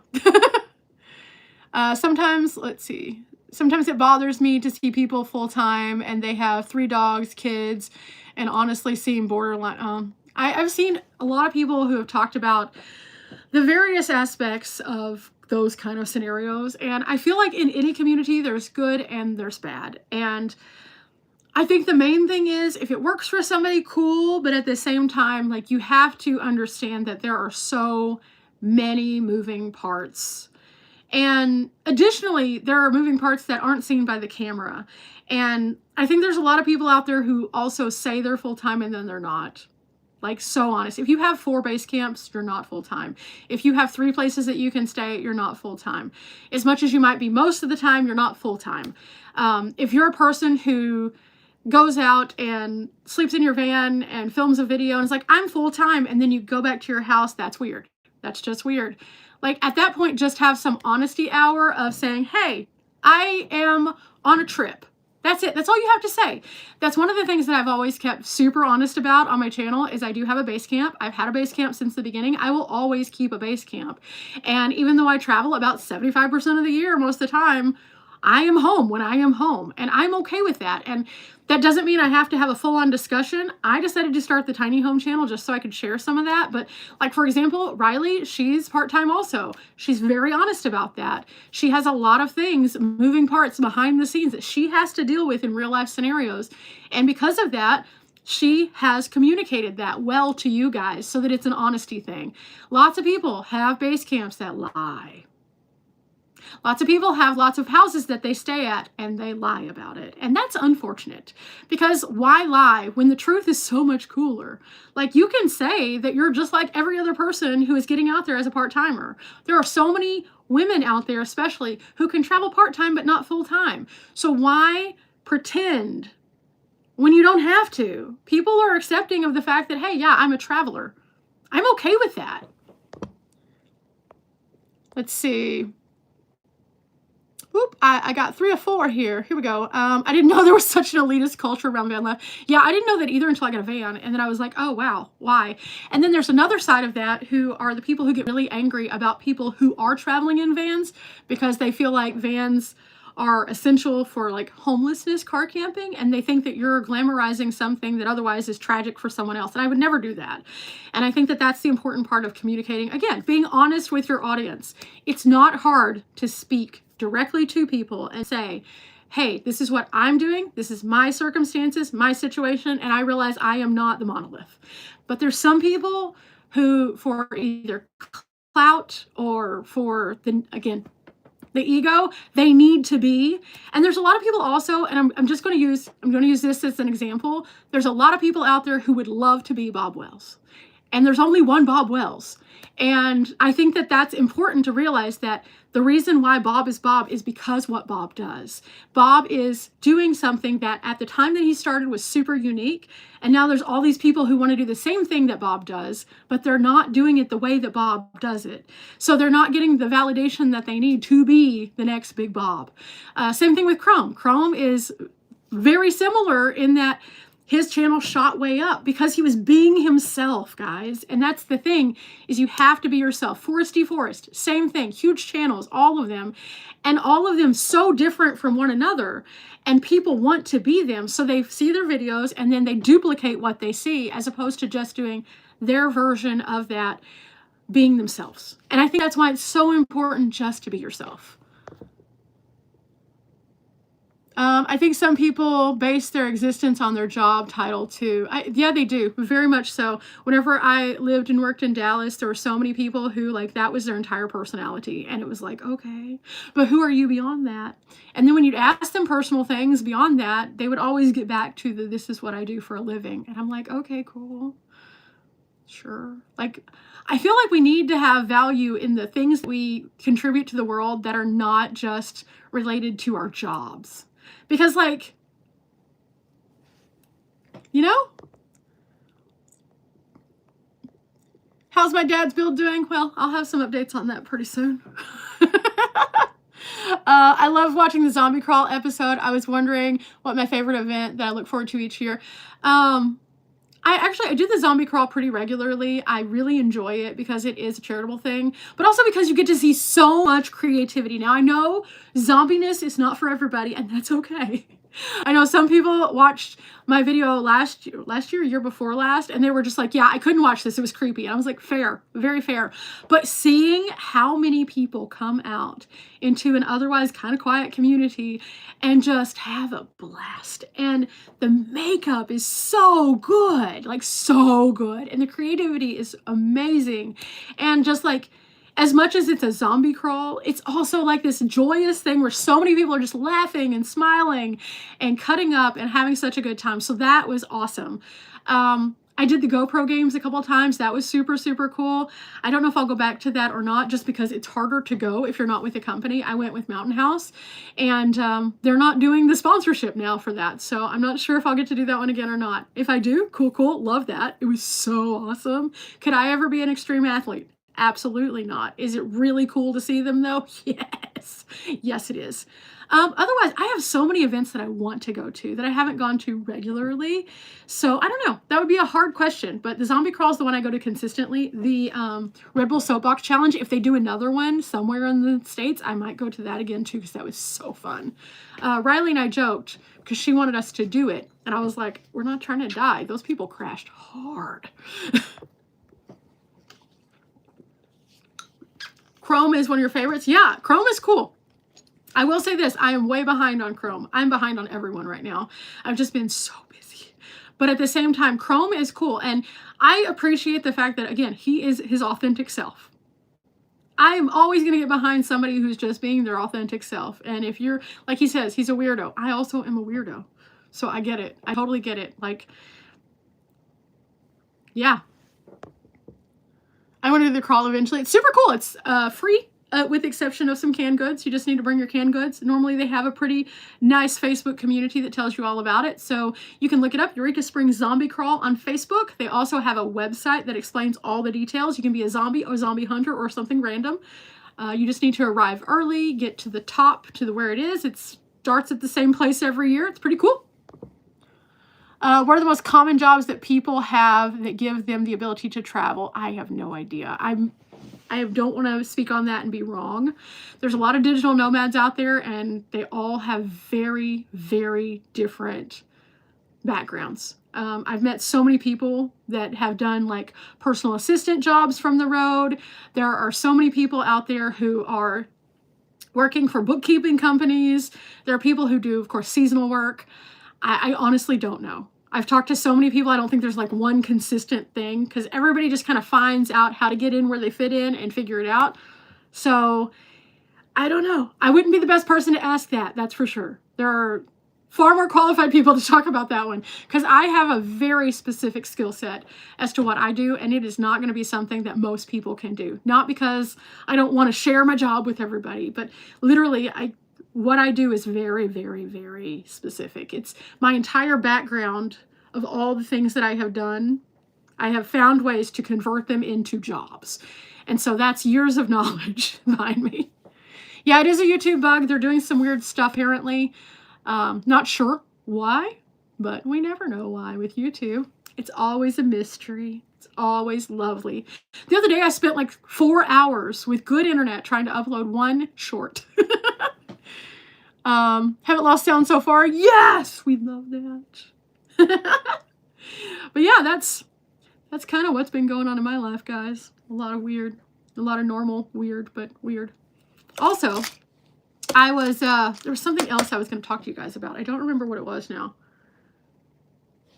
And on that note, I do QA, software testing remote. Ah, that's cool. Quality assurance. Is that their thing?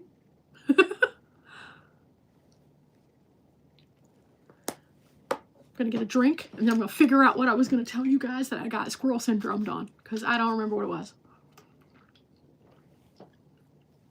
I'm glad your sound is back. I'm glad your sound is back. Oh man, it has been days, that's for sure.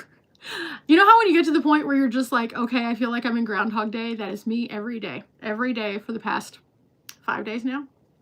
Groundhog Day, wake up, start over again, see if it's any better. And then we get to the end of the day and I'm like, okay, I'm ready to go to bed now because that didn't get any better. It wasn't bad. The whole time it hasn't been bad. I mean, I've caught up on some things. I got some editing done. I cooked some good food. I did all of those things. So none of that's bad. It's just Groundhog Day. And again, whenever I'm here, I stay home a lot. So it's not like I'm missing out really. Oh, there's my old cell phone. I should probably charge that and see if I could get some stuff off of it. We're gonna put that back. We're gonna put that back. But yeah, for those of you who are in the room currently and haven't caught up, I'm at my tiny home here in Texas. Common questions. I don't know where I'm going to be traveling yet. Probably somewhere in Texas for a little bit. I will explain everything soon. February is going to be a very interesting month for you guys because I have been holding a big surprise, which will play out over sometime in the month of February. It's going to be really fun though, and it'll be really cool. And then I'm going to have some friends coming to visit, and we're going to do some things. Currently, Riley and I are workshopping when she is coming to town. It will probably be not immediately, but that's okay. It's probably going to be sometime after my birthday. Woot woot. After my birthday. Fail. But that's okay. We're not going to give Riley a hard time for that because she's got real life stuff going on. She's got jobs. So she's going to come to town sometime after my birthday. We're going to do something. I'm trying to get her to come a little sooner so we can go to this event. I'm not sure if that's going to happen or not. I also need to ask the coordinator of the event if I can get a pass for me and Riley if she comes.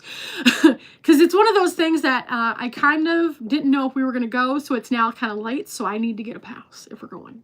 But it's a really wild thing that if we do go, I know for a fact is not going to be everyone's cup of tea. And that's okay, because it's just more so about we're going to go, we're going to live to see the day of telling the tale. If we do that, it will be different. If not, we're going to go somewhere else. And we already kind of have some ideas, but we're trying to plan it with the weather and then also the timeline. And planning around that time is sometimes a little weird because we end up with like spring break and we end up with like school being out and some things being really crowded, and then also weather, because the weather is just weird now. So we'll see what happens with that. Until then, Collie's coming to town, possibly Kyle, not sure. So that'll be fun. We're going to do some things, and I don't know. It should be cool. I didn't get to go to Arizona this year, and so that's kind of why my friends are coming through, just to be like, hey, we missed you. And I appreciate them so much because, wow, it has been nonstop here. And I really am sad that I didn't get to go to Arizona because I was planning on going. I was supposed to be, I don't know if you guys are part of the WRTR board, but I was supposed to be speaking at the WRTR this year. And I was so excited because, like, I was going to get to talk about safety, and you know I love safety. And I had a whole thing. I was already like, okay, I know what I'm going to say. I know how I'm going to engage with everyone. I know how I'm going to get everyone interacting, because I really get excited about that. I've done tons of public speaking in the past, and so I like to do icebreakers and fun stuff. And so I was so hype about it, and then I could not go because some things happened. And I was like, okay, plot twist. Sure. And I felt so bad because I didn't want to let people down, especially after several people had started reaching out to me already and been like, I'm so excited. Because even though I wasn't going to do a full-on meet and greet, I felt safe doing it at the WRTR. And then I could not. And yeah, so that part wasn't fun. And all this stuff going on kind of behind the scenes has not been... It's not been fun, but at the same time, it's stuff I needed to handle. It's, you know, sometimes you just got to do some stuff and you don't like it and you just got to do it anyway, but we're okay. Let's see. Goodness, guys, you guys have been busy in here. I just saw a few comments I missed. I'm sorry if I missed you guys. Sorry.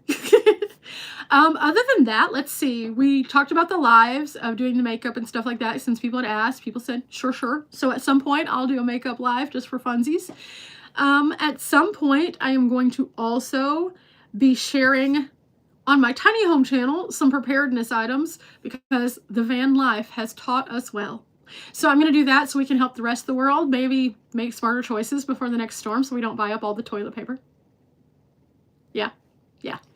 Other than that, I've been kind of behind the scenes figuring out my ideas for the year. So as soon as I figure those out, I'll start making moves toward them if things work out. We'll see though.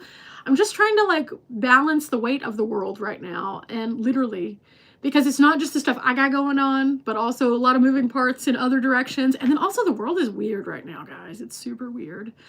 I don't speak a lot about the weirdness in the world because, like, I feel like my channel is more of like a retreat from that, but at the same time, like, there's a lot of weird, and it kind of makes you think about certain things whenever you're going places. You want to make sure you're good. So I'm putting a little bit more thought into some of the things that I'm doing until we can at least figure out what's going on, because I'm not trying to put myself in a weird place. I'm just not. I've had enough weird scenarios here on the channel before, and I don't want to do that anymore. I don't want to have any crazy person, and I'm, again, not speaking to the masses of people who watch the channel, but individual crazy people who are just emboldened to be very bold right now. We'll say that. Yeah, so we're just avoiding all of that. We're avoiding the weirdness with other people. That's all I'm going to say. I find it interesting that there's entire groups of people who I've never met before who continue to be all up in my Kool-Aid. And I don't know why. It's weird. It's weird. It's very weirdo behavior. But so between the world and then that, I'm just kind of like, no, ma'am, Pam, I'm not interested. I am not playing the game. I don't like that situation. So yeah, with that, I'm just trying to be intentional with my movement for a little bit, not for very long. Don't worry, again, everything is fine. I'm just trying to be careful because, yeah, we should all be cautious, we should say. Toilet paper thing is a lost cause. It is. It is a lost cause. However, I will say this. I am very proud to say that my little local Dollar General, my tiny Dollar General here, they had toilet paper. And they only had a few freak buyers. And that's what I'm going to call it, freak buying, because, like, why are you freaking out? But I did talk to the manager. She and I chat almost every time I go in there. She's really nice. And I was like, have you guys had the run on the toilet paper yet? And she was like, I don't understand it. I was like, neither do I. And she mentioned, she said, we've only had a couple who have done that. So Good job, guys. Some people didn't lose their minds over toilet paper. I cannot say the same for the Walmart. Everyone lost their minds. Let's see. Oh, also, someone earlier asked about, like, why is it so well lit in here? Let me show you real quick. This is my vanity. Whoop, hang on. There's my vanity. We have these bright lights. Hi, guys. Hi. Yeah, so that's why. This is why it's really nice to do makeup here. It's so clear. I can see pores. So we can cover them up and pretend they don't exist. It's like they don't know a shower works well. I mean, yeah, it's like a glorified bidet. A really big body bidet. Oh my goodness. I do find it really, really funny though. I mean, I'm always going to laugh when they're like, I bought up all the toilet paper. Like, why? Oh, I need to charge a few things this afternoon, evening. I've been keeping these fully topped off and charged. I had to use this today for a little bit. This is one of the little power bricks that I have that I've been using forever now. Great, super great. Have a few of these, guys. It doesn't matter what the brand is. I've tried out so many different ones. This one's an Asperex. I've had this one, and you can see I've beat it up. This one stays in my purse. I just throw it in there. Have a cord. This one's good. This one's really good. It's a little bit less weighty than some of them, but these things are awesome, especially if you have weird weather, because then you don't have to rely on plugs. You can just grab this and be like, I still have cell phone service, which is good, unless the cell phone provider goes down, in which case, yeah, it's just going to be, I'm charging for my games. Speaking of which, who plays games on their phone? I'm just curious. Does anybody have a good game to play? Because I have exhausted my 2-game option. I'm looking for another one. Every so often, I'll get another one and be like, okay, let me try this one for a little bit. And there's a couple that I found because of Fetch, because you get points for playing games through Fetch too. Did you guys know that? It's kind of cool. You don't just scan your receipts. You can also play games and get points. I'm sure they're taking my data and doing something weird with it. I mean, that's everything at this point. I'm just giving up. After like the 3rd AT&T hack, I was like, yeah, someone is using my social security card probably somewhere out there, because they probably have all of that. But yeah, I play some games because of that, and then I just kind of get bored with them at some point. So Township, what is that one? Ooh. I've started buying things a little at a time so you can travel. Perfect. That is good. I always say one small step each day towards your goal, and that is definitely taking small steps. It's like farming, run a town game. Okay, so is it kind of like Farmville? Because I used to play Farmville. I got really into that, and also Candy Crush. I met some of my best friends playing Candy Crush. I know that sounds really silly, but in all reality, I met somebody at a random pool party who was uninterested in the pool party at all. And I was like, what are you doing? Why aren't you interested? I'm going to be nosy. And he was like, I'm playing Candy Crush. And I was like, oh, what level? And he was like, I'm stuck on 65. This will forever be my story of how I met my friend. He was stuck on 65. So was I. So we bonded over a stupid game. Like a sim game. I've done some Sims. I don't remember which Sims that I did last. I play them until I have to start spending money. Yeah, fair. Fair. Zen Blossom. What is that one? Zen Blossom. I also have a coloring book app that I thoroughly enjoy, because it's just like a click and color, and it's very, very relaxing. I can just lay on the couch and click and color. My dad got me started on that one, and it's nice. I also have one that's like a fashion game, and I kind of go in and out of playing that one because I get annoyed by it sometimes, because I'm like, come on, just let me keep playing. Like, I shouldn't have to like use all of my bedazzles to play, you know? And the bedazzles are given to you, so they're free. You don't have to buy them. I mean, you can, but I'm never going to buy them. I'm just never. So if I get to that point, I'm just like, and then I'll shun it for like, until I remember I have it again. I'm always out of memory, so game choices limit. Fair. I use my phone for so many things that I am constantly like, okay, I must delete some things. I should just not use my phone for as many things, but you know, that's just kind of what it is. It's handheld. It's so easy. Yeah, so I keep like 4 or 5 different games on my phone at any time, so I can go back to them. Currently, I have, I think, 3 that I can play offline, and that's a big thing for me too, is I don't want to have to be online to play them. Fast-paced matching objects. Ooh, that could be fun. That's good for your brain health. I found that I try to do something that's good for brain health. I also try to have something that's relaxing and something that requires no brain cells. That's my usual 3. Because sometimes you need to like make sure that your brain is doing stuff. It's good for your brain to engage in something every day. I also try to learn like one new thing every day. I think that that's kind of cool. Even if it's something really stupid, I really enjoy doing that. Word games for the brain. I have one that's like it's like you spell the words. That's the one that I'm currently playing for fetch. It's a version of something